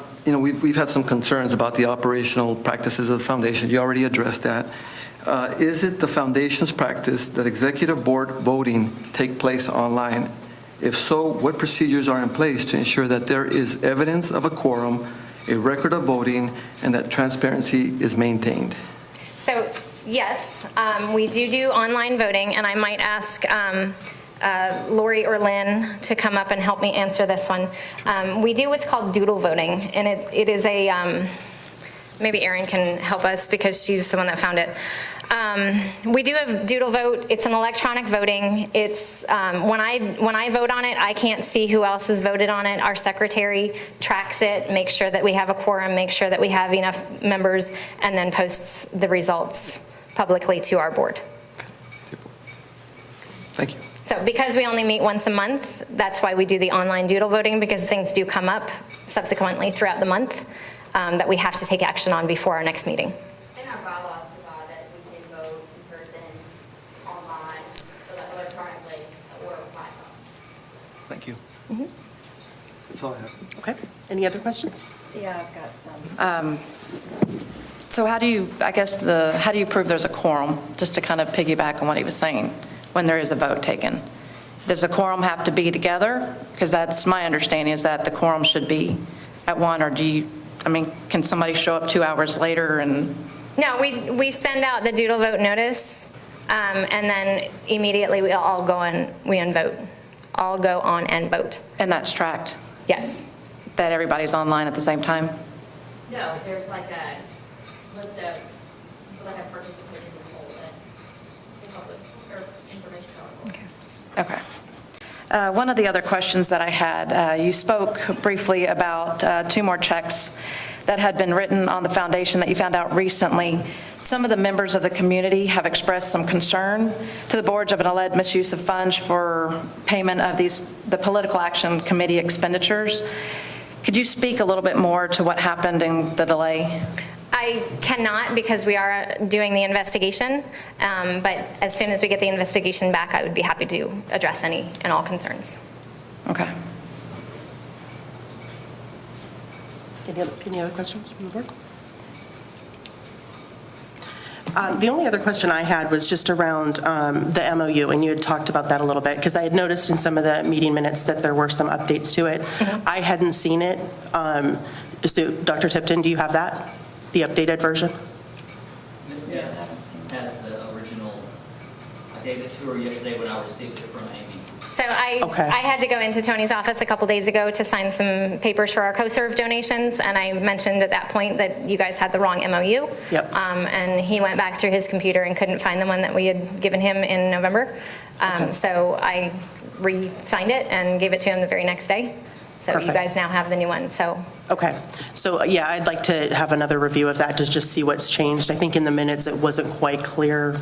The main thing that changed was we are keeping the employee. Was it the employees?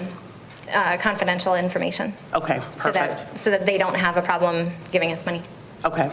And then the only other question I had was just around the attorney's fees. So I believe there's, from what I've read, there is insurance in place. Yes. So is that covering the fees for attorney or legal? No, the attorney is separate. That is, so that is coming out of donated money? Yes. It's coming out of our operational account. Okay. So I do have a little bit of a concern there, and the only reason is I would like to make sure that anybody that is donating into that is aware that their funds are not being utilized for donation purposes. Okay, so in our MOU and in our bylaws, it does state that we have the use of the school district's attorney. I reached out to the superintendent, and he told me that we did not have access to the school district's attorney, so I had to go out and find another one. Okay. Have we researched that further? Yes, actually, Ms. Epps and I spoke to our attorney, and the way the MOU is written, I can see why she interpreted it that way, but the attorney is actually for the school district. It's not for an outside organization. Even though the foundation and the school district, on the surface, it looks like we're connected, it's actually a 501c3. It's a completely different organization. So therefore, the school district attorney cannot work with the foundation attorney. So that is something that we'll have to review in the MOU to make Correct. sure that that's spelled out better. And to be honest, sometime after election season, maybe in June or July, I would like to sit down and maybe have a workshop with both of our boards combined, and maybe bring Lori from Foundation Innovations so we can all kind of get on the same page and reread the MOU, and kind of go in there and find out what we do need and what we don't need. So that's on my list of things to do. But if the MOU says that we can't use your attorney, and it does, because it is very vague. Yep. I think that should be taken out. Okay. Yeah, that was actually one of my concerns with the MOU, is there was a lot of things in there that I felt we needed to amend. Right. But I thought the MOU was something that we voted on, so I'm a little concerned that it got amended and changed and we haven't even seen it. I believe you guys make the changes. Well, that was my question, because I think in the notes, and that's where it was a little bit confusing, is in one of the meeting notes, it was that the foundation board had approved, what you had mentioned, the language around the teachers' confidentiality. And this was written by Grant Anderson, just like the rest of that MOU. So we had to approve that, we signed it. Okay. It was supposed to be given to you all to take action on at the next local meeting. And that was in October, or I'm sorry, November? Okay. November. That signed MOU, that was signed on behalf of the foundation, that's Okay, gotcha. That makes sense. Okay, and then I think, I'm sorry. That's all right. Did you have another question? Go Actually, ahead. I would like to make one suggestion. I want to offer one suggestion regarding the interaction between the boards. I would also like to see not just the Education Foundation Board come visit us. I would also like us to go visit them. I think we should interchange between the two, because the MOU does actually require a commitment from the district and from the school board of trustees. We are required to provide services and assistance to the Education Foundation. It's not just a receive. So because of that, I do think we need to put in as much effort to go and help and visit them as we're asking them to come see us. So I would like to see those quarterly meetings interchange between their location and our location. And we can definitely review that. I guess the interpretation originally was that we have two board members on the foundation, that they can reiterate those details. So I think, is it you and Mr. Montgomery? Okay. You're both acting or non-voting members. Correct. So that would really be under your purview. And so as a board, we can discuss, that's happening. And you can be the voice of the board. Yeah. Okay. And it's difficult for me to meet at 9 o'clock in the morning. And no, I understand. If need be, and it had to be at the evening where we could be available and they could be available, I mean, not to put undue burden on anybody, but if we're already seeing time once a quarter to go visit them, if we're asking them to give thousands upon thousands of dollars to our district, I think it's not too much of an ask for us to And I go don't visit with disagree. them. I think we have that because we have two members on the board. Correct. So we just need to give you the purview to then discuss those topics or whatever, as a board, we want to bring to the foundation. That's under the two members that are sitting on that board. That and the administration, a lot of the other resources that we do provide the foundation. So there's a lot of stuff that the district does give Correct. to the foundation. So a lot of what's in that MOU is stuff that we're already providing. But I do think a review of that is. What's the concern? No, it's not showing a concern. It's not a concern. The only thing I'm asking is that if this is not just a receive relationship. Let me finish my comment. Okay. It doesn't matter whether we meet with them in their place or they meet here. The point is that we meet. Correct. It really doesn't matter.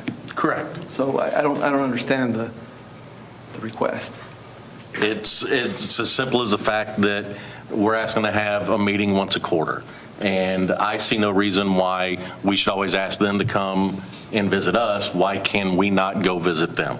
Can we have Their a meetings are workshop? open just like ours are. Can we have a workshop once a quarter instead of a public on the record with microphones and standing here shaking in my shoes meeting? Unfortunately, we can certainly have a workshop. It would have to be public. But yes, and I don't disagree. I don't know about once a quarter. I do like just the quick report. Obviously, tonight was our first one, so it's going to be a little bit longer. And there were some complications that have come up in the last 3 to 4 months, so I understand, all of that. But my thought is, once a quarter coming in just to report the great things that are happening with the foundation, all of the gala, all of those type of things I think is warranted. And then really, I could foresee once a year, a workshop getting together with both I think in our boards to- bylaws, it says once a year. It's either in the bylaws or in the MOU. They're And I think combining in that my would head right now. tie with the 5-year plan and making sure that, everything is laid out correctly and we can have those discussions in an open forum in public, if that makes sense. Okay. Any other questions from the board? All right, well, we do really appreciate your time tonight, especially the board for coming as well. This has been really good information. I think we as a board just have to make sure that we're getting questions out from our constituents and making sure that we're following what we need to. So I do appreciate your time. And I'm available 99% of the time, so if you do have members of the public that reach out to you, please feel free to reach out to me. I'm happy to come and answer and do whatever I need to do to help quell and squash any of the problems that are having. Perfect. Great. The misinformation. Thank you, Larry. Thank you, Ms. Hillick. I appreciate it. All right, at this time, we are going to move up item D from action items. It's the discuss and approve order authorizing issuance of bonds. We're moving that one up because we do have a guest, and he doesn't want to stay for another 3 hours, I'm assuming. And then we will go into closed session.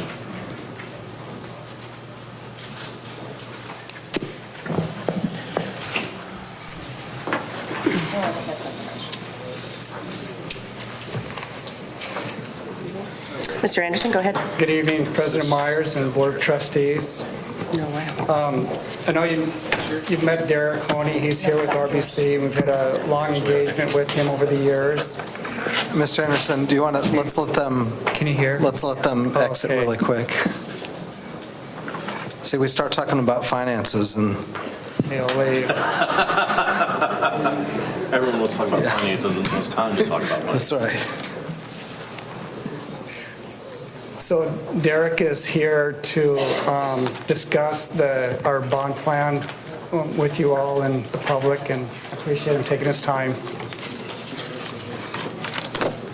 Thank you. Good evening, Board. Mr. Gallagher, it's good to be with you again. Yeah, this will be an abrupt shift into numbers and business, so you should have this presentation in front of you. I provided you in a hard copy because it's a lot easier to see numbers on these pages than it is on the overhead, so we've kind of come back and recast everything from what we've put together prior to the bond election and have a updated financing plan for you for the sale of your first piece of your authorization from voters for building project.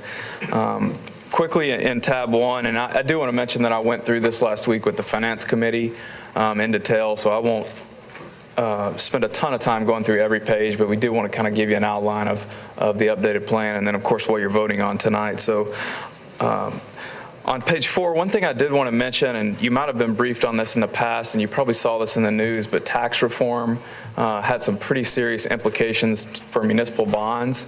And if you remember, one of the things we took to voters, the second proposition, was a proposition to allow you to refund or refinance some of your outstanding debt over from your maintenance and operations tax rate to your interest and sinking fund tax rate. What that would have required is what's called an advance refunding. That's when you actually refinance the bonds prior to their call date from investors. And that was what's called an advance refunding. Tax reform prohibits advance refundings now. So in order to be able to do that, it will require a taxable bond sale with a higher interest rate, and currently that doesn't make economic sense. So I did want to point that out, and I'll show you what the numbers look like in just a second. Page 5 is just a kind of a sense of where we think interest rates are heading. In the top right corner, if you look at the bottom of that table, 10-year notes and 30-year bonds, our economists are thinking there may be as much as a 80 basis point or almost about 0.75% interest rate increase by the end of the year. So we did have your bond sale scheduled for August, and we've seen some creep in interest rates. So we're trying to move it up just a few months to try to capture a lower rate before we can continue to see rates rise further. And on page 6, I'll show you that on the far right there, that little chart that says shift in AAA MMD over the last year. And if you look to the far right, kind of above, I guess, January, you can see rates have started to spike over the last couple of months. And you've probably seen this in all markets, mainly the stock market, but in interest rate markets as well. There's a lot of volatility going on with investors trying to figure out what's going on with the economy. So what you will hopefully authorize tonight will allow us some flexibility to be able to time when we actually lock in the interest rate and sell the bonds. On page 7, I've shown you this before. This is what's called the Bond Buyer Index, and this is a historical look at municipal interest rate indices. And you can see the yellow bar is today's rate at 3.72%, and that bottom bullet point there summarizes the chart. It says today's 3.72% level is lower than 85% of historical rates going back to 1961. So another way to say it is only 15% of the time over the last almost 60 years have rates been lower. So historically speaking, still a great time to lock in interest rates. And then finally in this section on page 8, if you remember when the school district or any school district in Texas sells bonds, you're allowed to use what's called the state's permanent school fund guarantee, which allows you to use the state's credit ratings of AAA. And we have applied for that, and we expect we'll receive that this week. In section 2, just a summary of the district's outstanding debt. I won't go through this because you've seen it before, but the district has about $145 million in bonds outstanding, and we'll be looking to significantly increase that with the upcoming debt offerings. And we think the district is pretty well positioned to be able to manage the increase in debt load with your financial position, and obviously your fund balance policy is really key to that as well when we go to rating agencies and get a credit rating on the district's existing credit rating. The next couple of pages are just a summary of the debt by principal and interest in series. But if you flip back to page 14, this is a snapshot of what that refunding, that second proposition, refunding some of your M&O debt would look like today at interest rates on a taxable basis, meaning what we could do in the face of tax reform.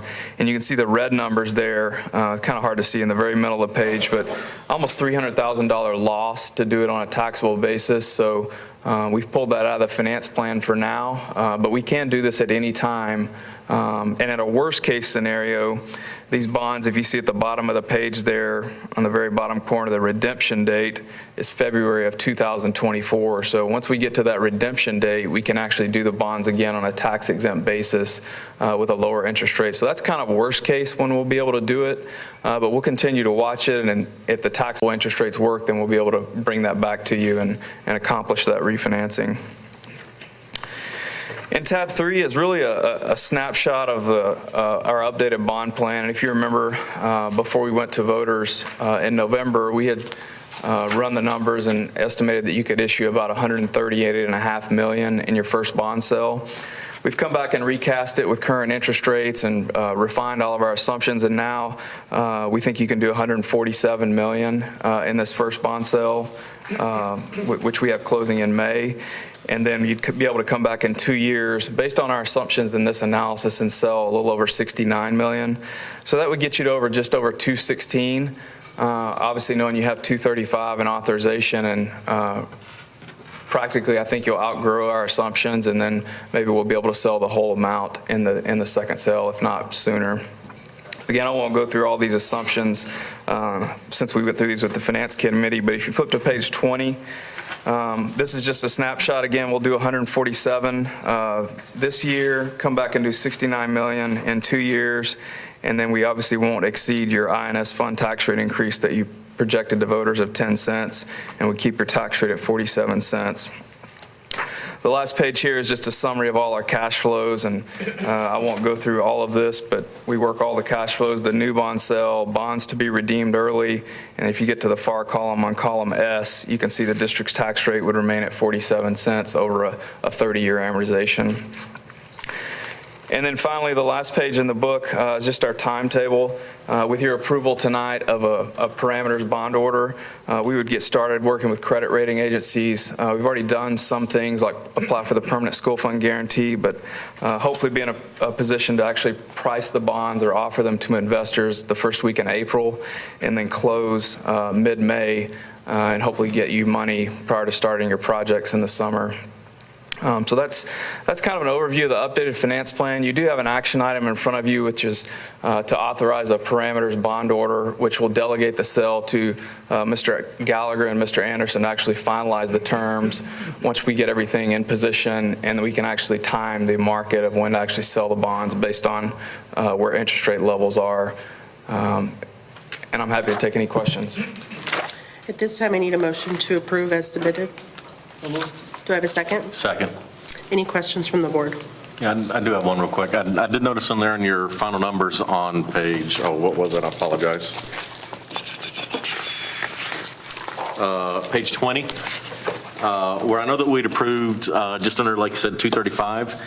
The total amount that you have listed on there is only 216. Is that just because an update of what we feel that the projects are going to cost, or what is going to be available to us through our bonding capacity? This is what you could sell based on these assumptions with your bonding capacity. You'd still have obviously the $19 million in authorization, and what I think practically will happen is you will outgrow our assumptions. We have you growing 7.5% this year on your tax base. You'll probably go 15, and then when you get that new value, I'll recast this, and like I said, maybe you'll be able to sell the full remaining amount in the next sale, or maybe even sooner than that, depending on how you grow. Or maybe not even needed, so who knows? So, okay, thank you.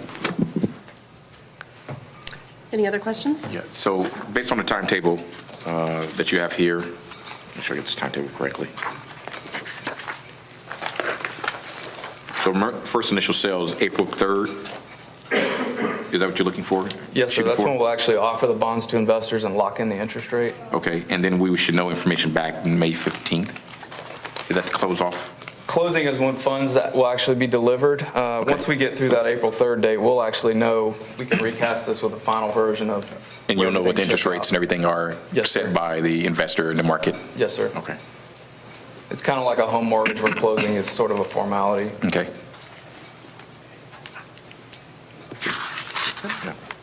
Any other questions? All right. We have a motion and a second. All those in favor, please raise your hand. Do you have any opposed? Motion carries. Thank you very much. I appreciate you being here tonight. Appreciate it. Thank you. All right, at this time, we will recess into closed meeting, and PL1 is permitted by the Texas Opens Meeting Act, Code Subchapter 551.076 and 551.072 and 551.074. The board and superintendent will discuss personnel, land, safety, and security, and we will recess at 8:30 p.m. Going back to order at 10:17. We've got action items up. First one, discuss and approve the 5 paraprofessional FTEs. Ms. Epps. I'm sorry to rush you, Ms. Epps. Run.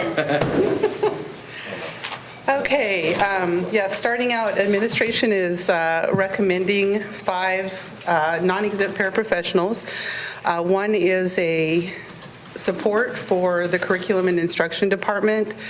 They have about 8 people in that department unsupported by administrative assistant.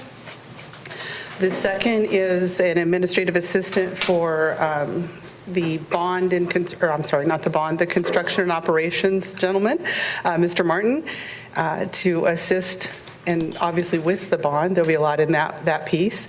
And then 3 are broken down into 2 who would be stationed at the high school in the situation room, or where they would be monitoring cameras.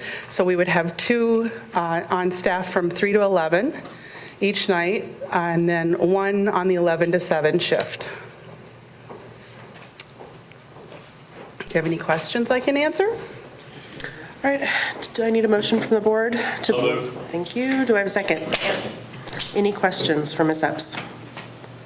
I guess my only concern is with regard to the security at the high school. We make sure we have good, reliable security individuals. That I think we have security there that is less than capable of some of those roles. I remember walking in a couple of times at the high school, and there was one guy just on his phone all the time. Didn't even look at me to see if I was, who I was or what I was doing. Every time I walk in, there was on the cell phone. And then there's another individual that is on the heavier side, and I don't think has the ability to move and get to a situation quickly enough. And so we want to make sure we have individuals in there. I've seen job requirements that require you to lift X amount of weight or to be able to do certain elements, right? So I like to see some of those requirements in our security as well. And we have built in new job descriptions for our security and hall monitors that have added some additional pieces like you're referencing. We can't go back and put that on someone after they've taken the job, but going forward, we certainly can. Any other questions from the board? No. All right, all those in favor, please raise your hand. Any against? No? All right, motion carries. Thank you. Thank you, Ms. Epps. You've got the next one. I'm up again. Discuss and approve one student resource officer FTE. Okay, and it is the administration's intent to move forward with the district safety and security plans, which currently include our current staffing for our SROs. We have two at the high school, one at Lakeside Middle School, one at Prestwick, and two designated as elementary, which one would cover Zellers, Brent, Hackberry, and Powell, and one covers Lakeview, Chavez, and Oak Point. What we're going to be moving forward with is the request for two additional SROs to start the 18-19 school year. This total of 4 designated at elementary, as opposed to the 2 we currently have, would allow us to add them to the rotation in order that we had more coverage and less schools to cover for the elementaries. So then going forward beyond that, we would add 3 total. So in the 19-20 school year, we would be asking for 2 additional, and in the 2021 school year, when we open the middle school, 1 additional. I did good on that one, right? I messed it up again, I'm sorry. Next year, we'll go back to that. This plan would enable us to have an SRO, it's late, I'm sorry, an SRO at each campus. So there is a correction needed for the motion tonight because SRO is not truly an FTE from our perspective. It is contracted services. So with that in mind, what we'd be doing is asking this evening if you would approve us moving on the addition of 2 SRO positions. But in fact, the actual amendment of the interlocal agreement would come at the March board meeting. Okay. I need a motion to approve as submitted for 2. As amended. Do I need to do it? As amended. Did I say submitted? Yeah. Oh, as amended. It is amended? For 2 student, right? 2 student resource. 2 SROs. Okay. I so moved. Do I have a second? Second. Any questions or discussion? No. I really appreciate Mr. Harrison showing up and explaining what he did. So, thank you. I do have one very quick question, just to clarify. 2 next year, 2 following year, And one the third year, final once year. the final school opens. Correct. Okay. So in 2 years, we'll be fully staffed. Then the year Correct. after, when we have 1 new school, we would then staff that one. Okay. I did have a comment. So I wanted to thank, Chief Harrison for coming out to speak to us. One of the things I'd had in my head, how do we deal with the safety issue? And he brought up a good point that the relationship that the SROs build with the students is what's really going to be kind of that front line. They know whether kids having a bad day, whether they're not, what's going on at home. So to the extent that even right now and even next year per this plan, there's going to be schools that don't have a dedicated SRO. It's going to be a lot of rotating. So the building of those relationships and everything still isn't going to happen. It's not going to happen this year. It might not happen next year. So to this, I would just kind of charge maybe Grant, see if there's any way, I don't know if there can be, but just for us to really take a hard look, say, can we fully staff next year so that we can start building those relationships?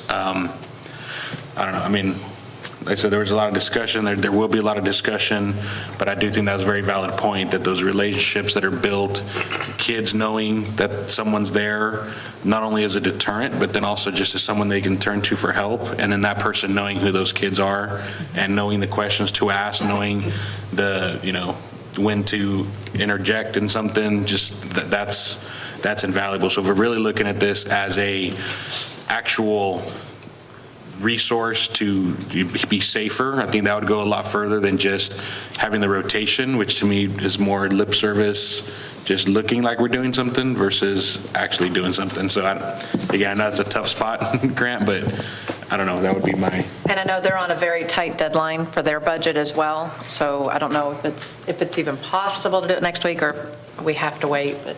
So if it was the board's recommendation to proceed with all 5, which is the total number, for the upcoming school year, that would certainly be up to you all. Well, it would just be 4, because the 5th was when the new middle school opens. Correct. Right? I didn't know if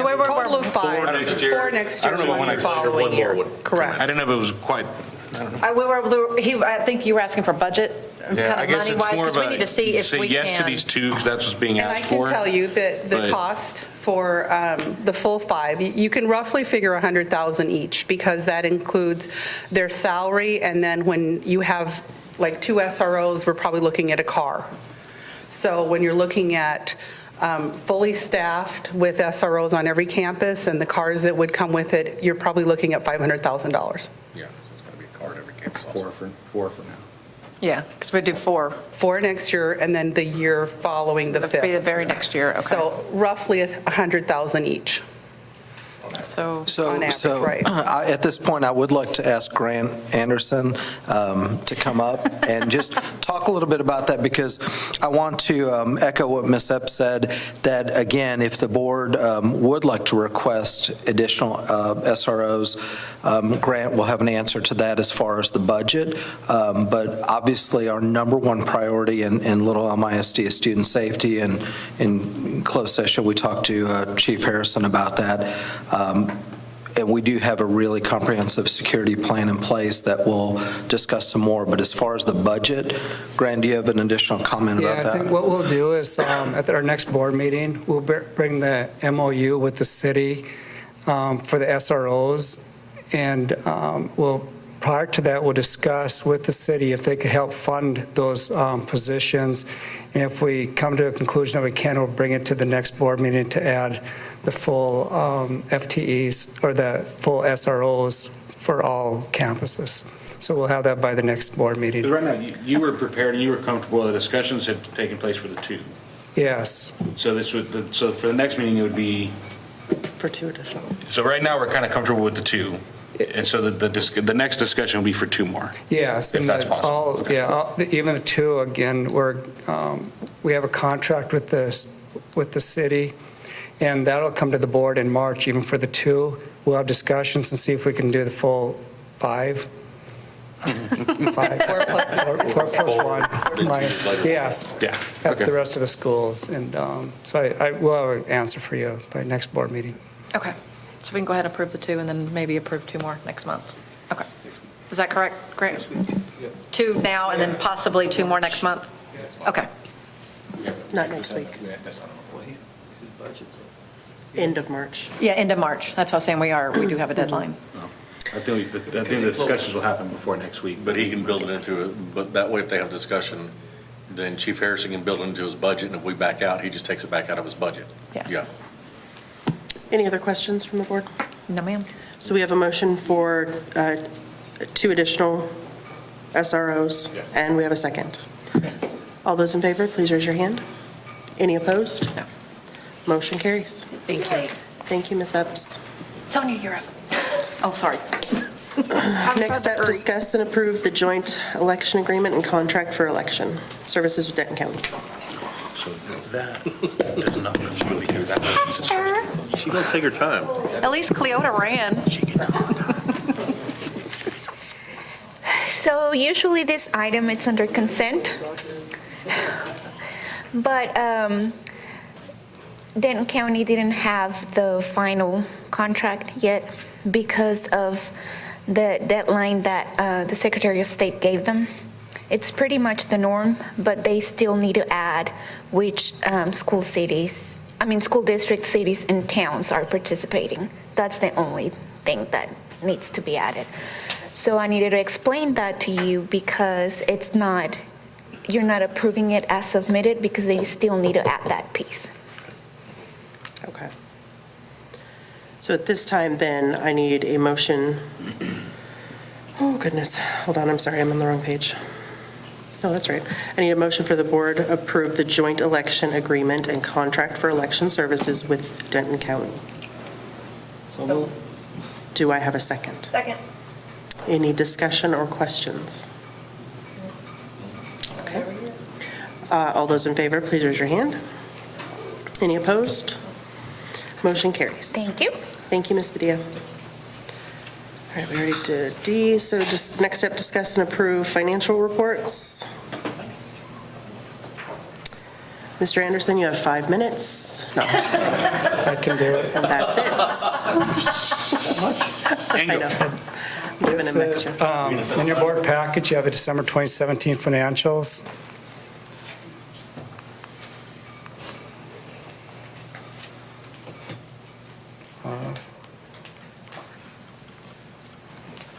Okay, there you go. And this were, again, the December 2017 financials. This the budget amendments through January 2018. There were no major budget amendments in this presentation. This is our fund balance analysis that we see each month. The 2017-18 initial budget was a balanced budget, and the current budget is $26.2 million. I'm in our fund balance, and you can see that there's no, in the proposed budget, there's no change in our fund balance. And so we're still at $1.5 million deficit. And again, this is a budgetary deficit.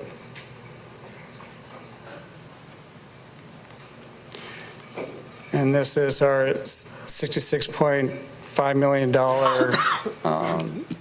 estimated revenue at the initial budget in September 1, 2017. Our proposed amendments are about $6,500 in estimated revenue to $66.7 million. And we're budgeting about 76% at the campus level functions. And we had $66.5 million appropriations, and that's moved after the proposed amendments at $68.2 million. And again, we have a $1.5 million deficit. And again, that's a planned deficit budget. And our general fund budget to actual, we've realized 66% of our total revenue and 36% of our expenditures. And we have a surplus about $19 million at this point in time. And our cash flow through December 2017 started with $41.1 million. We had a $17 million, we're at about $58.2 million. And our two capital projects that have been ongoing is the high school expansion. We have about $1.4 million to expend on the $21.5 million budget. And the transportation facility, we have about $6 million of the initial $7 million budget, and that'll be amended. That's at some point in time here, probably within the next 2 months. And these are the financials that are included in your board packet, and the administration recommends approval of the December 2017 financial reports as presented. Excuse me, I need a motion to approve as submitted. So moved. Do I have a second? Second. Any discussion or questions? Yeah, if you go back, there was a 1.4 million still remaining. Yeah, that's. What do we still have outstanding on the high school expansion? We still have some pay apps coming from the construction that will, they just completed the projects, and so they'll be completed over the next, I guess, 60 days or so. Okay. But yeah. The budget, the work has been completed, just the processing of, The rest of the payments. yes, yeah. Any other questions? All right, we have a motion. All those in favor, please raise your hand. Any opposed? Motion carries. Discuss and approve Little Elm ISD interlocal summary report.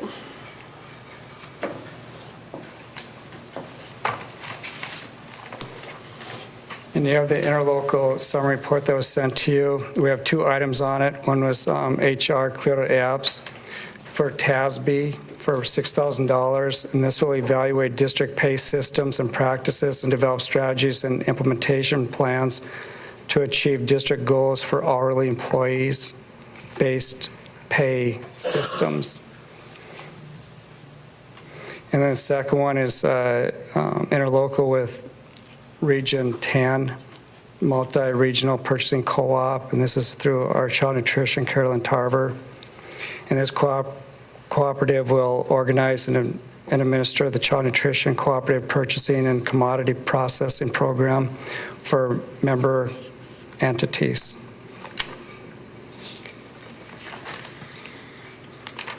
And the administration recommends approval of the Little Elm ISD interlocal summary report as submitted. Need a motion to approve as submitted? So moved. Do we have a second? Second. Any questions? All right, all those in favor, please raise your hand. Any opposed? Motion carries. Next up, discuss and approve Little Elm ISD contract summary report. Okay, on this, we have one vendor, Daktronic Sports Marketing, and Sandra Hall and Tony Tipton are here to discuss this contract. So President Myers and board and Mr. Gallagher, the contract that Mr. Anderson is referring to is essentially a marketing agreement between LEISD and Daktronic Scoreboards, who are our current scoreboard vendor at the stadium. And per the MOU, Daktronics agrees at no cost to LEISD to help us market digital scoreboard advertising spots with the end goal of raising sufficient revenue streams to fully fund a scoreboard system at the LEISD athletic complex. So their team will come work with Sandra and I to identify our current partners and help discover potential new ones as well. And they will work us through the sales and contracting process for all of the marketing spots at the stadium regarding the scoreboard. So the digital signs provide a great product to vendors as advertisement and can potentially bring in new, previously untapped revenue streams. And Daktronics currently works with 300 to 400 schools nationwide at any given time on similar projects as this. They have dozens of customers in Texas and DFW, including Killeen, Katy, Cy-Fair, Waco, Aledo, Cleburne, Dallas, McKinney, Prosper, and dozens more. So the MOU that's before you is simply entering into an agreement to have them come out and support us in that marketing effort to raise funds enough to fully fund the scoreboard. Sandra, anything that I've missed? Well, unless you want us to tell them the cumbersome ordeal we have right now and how much more money we'll make. Yeah. Yeah, the cumbersome ordeal of attempting to put up new advertising at the stadium. Yes. So, yeah. Right. Considering all it takes now is just add a new picture in the computer.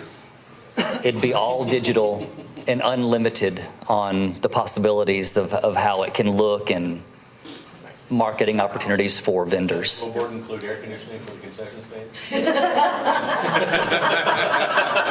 Oh, they're two complete different subjects. I'm sorry.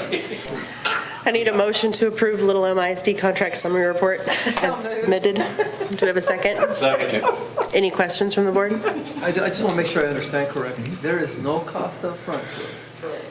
That's correct. This is what, so Daktronics has a marketing department, and this is what they do.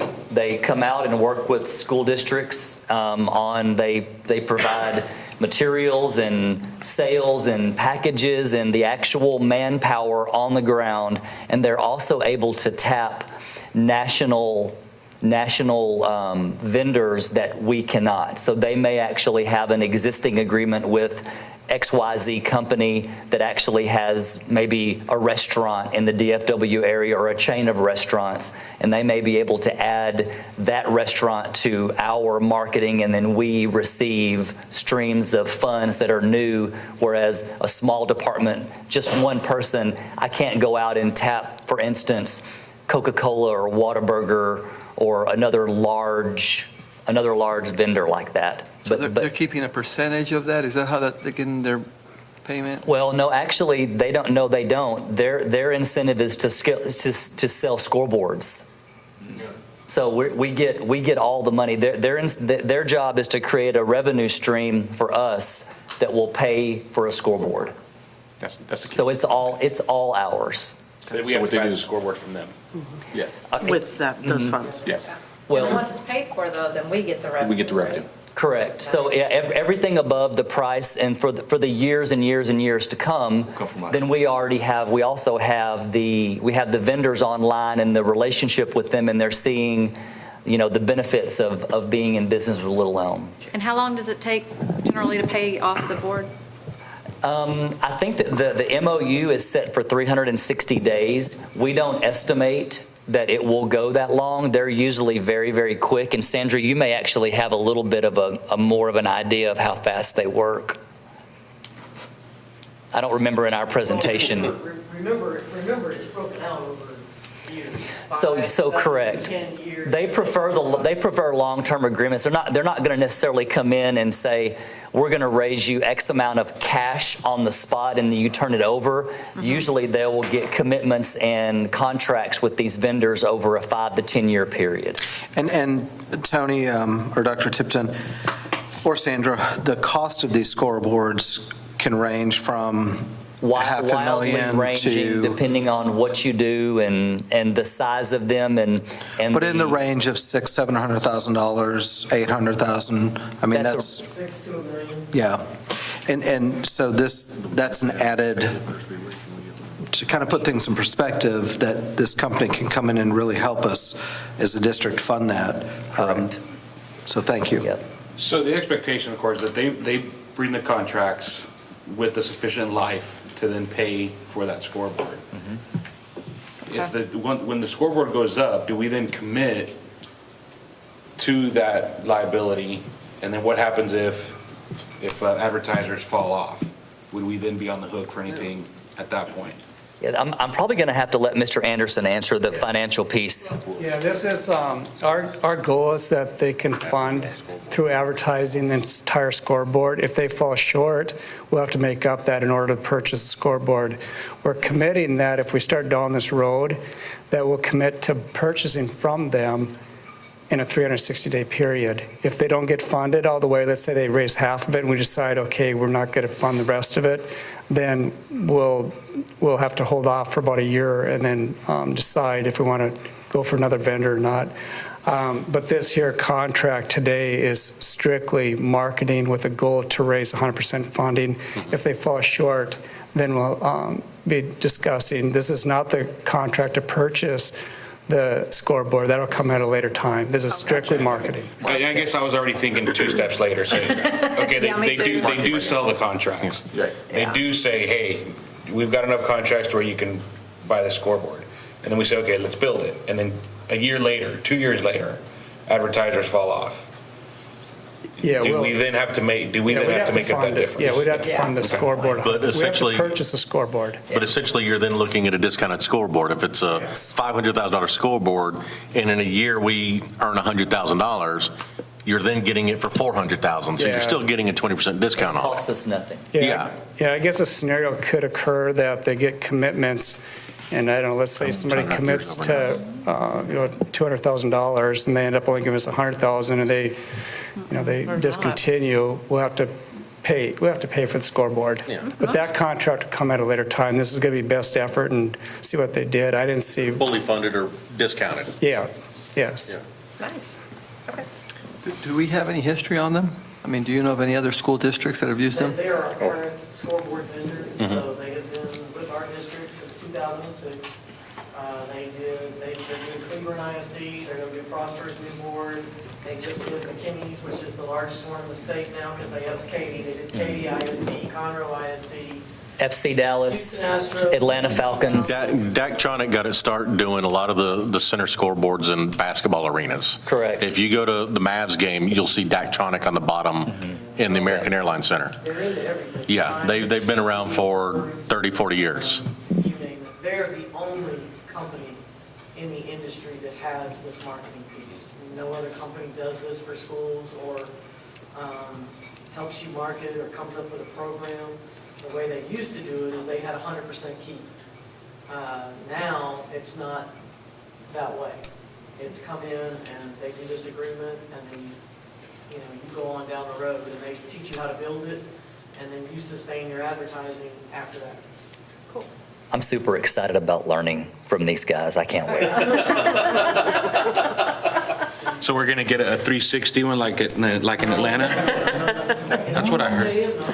What's the one at TMS? Can we match that one? Yeah, Texas Motor Speedway. What's one that they have at TMS, the largest screen in the world? Can we get that one? No? We can show it drive-in movie theaters on during the off weekends. Okay. It'll be the largest screen in Little Elm. Basically, I'll tell you this, you know how we have that small square? The whole footprint will be video. Nice. Cool. Anyway. All right, any other questions? All right, all those in favor, please raise your hand. Any opposed? Motion carries. Last item, discuss and approve Little Elm ISD expenditures over 50,000 summary. Yes, we have two items on here. It's for precision concrete, and they're both the same, precision concrete cutting. And this is for some work to do throughout the district for concrete that Danny Cogdell has identified to fix. The total of it is about, I guess, about $160,000. The administration recommends approval of the Little Elm Independent School District's expenditures over $50,000 summary report as submitted. Need a motion to approve as submitted? So moved. Do I have a second? Second. Any questions? So this is the one where the Prestwick got the elevated concrete that was causing the problem? Yes. And so Danny's going to fix that over within a couple, not too far, I think over spring break or close to. So Yes. $87,000 to fix that concrete? Yeah, and that's partial. Yeah. And then, Concrete's through the roof, man. Seriously. yeah, he's estimated So about. what are they going to do? They're going to remove the block? I'm sorry, I'm going to keep it Yeah, I right. might have to look back at. Okay, Rod. anyway, that's fine. I just wanted to. Do you know what Danny's going to do at Prestwick? I was going to say, I could probably, because I've had discussions. No, Rod? No, Rod, you can join us. Come up, please. But I will tell you, this is one of the things that we've been looking at. It's not just Prestwick, we've got other areas in the Okay, district. all right, But I there's will more, tell okay. you, at Prestwick, it is, I don't know the word, the technical word. Very expansive. There's the PBRs are very, 10 to 12 inches. We're seeing movement, so it's a lot of clay soils. And so at Prestwick, those aren't structural slabs. The flat work, we call it flat work, which is your sidewalks around campuses. And typically, you cannot afford a structural flat work system. And so that's why you just have to have some sort of system to assess it and to remediate or replace concrete when it moves. It's going to move in Little Elm. You're going to see it at the high school, whatever. And I would really want to thank Grant and Danny Cogdell, who really work with Precision Concrete, and they have GPSed every piece of concrete in the district, and it shows a pinpoint of what they need to do to replace it or to shave it down. And so they've done a great job. So at Prestwick, you notice at the thresholds of the doors, right there where the structural slab meets the flat work, there's been some possible tripping hazards. Okay. And so that's the area that's going to be replaced at Prestwick to make sure that people, don't trip as they walk out the door. Yeah, and that's the big piece. It's the safety issue. But one thing I want to add, and you can jump in if you want, we've actually developed a concrete policy really just fairly recently. I That's mean, correct. we put a concrete policy in place, and it really goes by depth. So it's like anywhere from like ½ inch to 2 inches, they can do this. Precision Concrete can shave it down because they can still meet the ADA requirements for those with disabilities. However, if it gets over that, then we have to replace it. So Danny's done a great job of coming up with that policy and making sure we assess all of our campuses. Yeah. So I guess my question overall is, so the initial concern there was that there was some sort of foundation issue, that the school was sinking.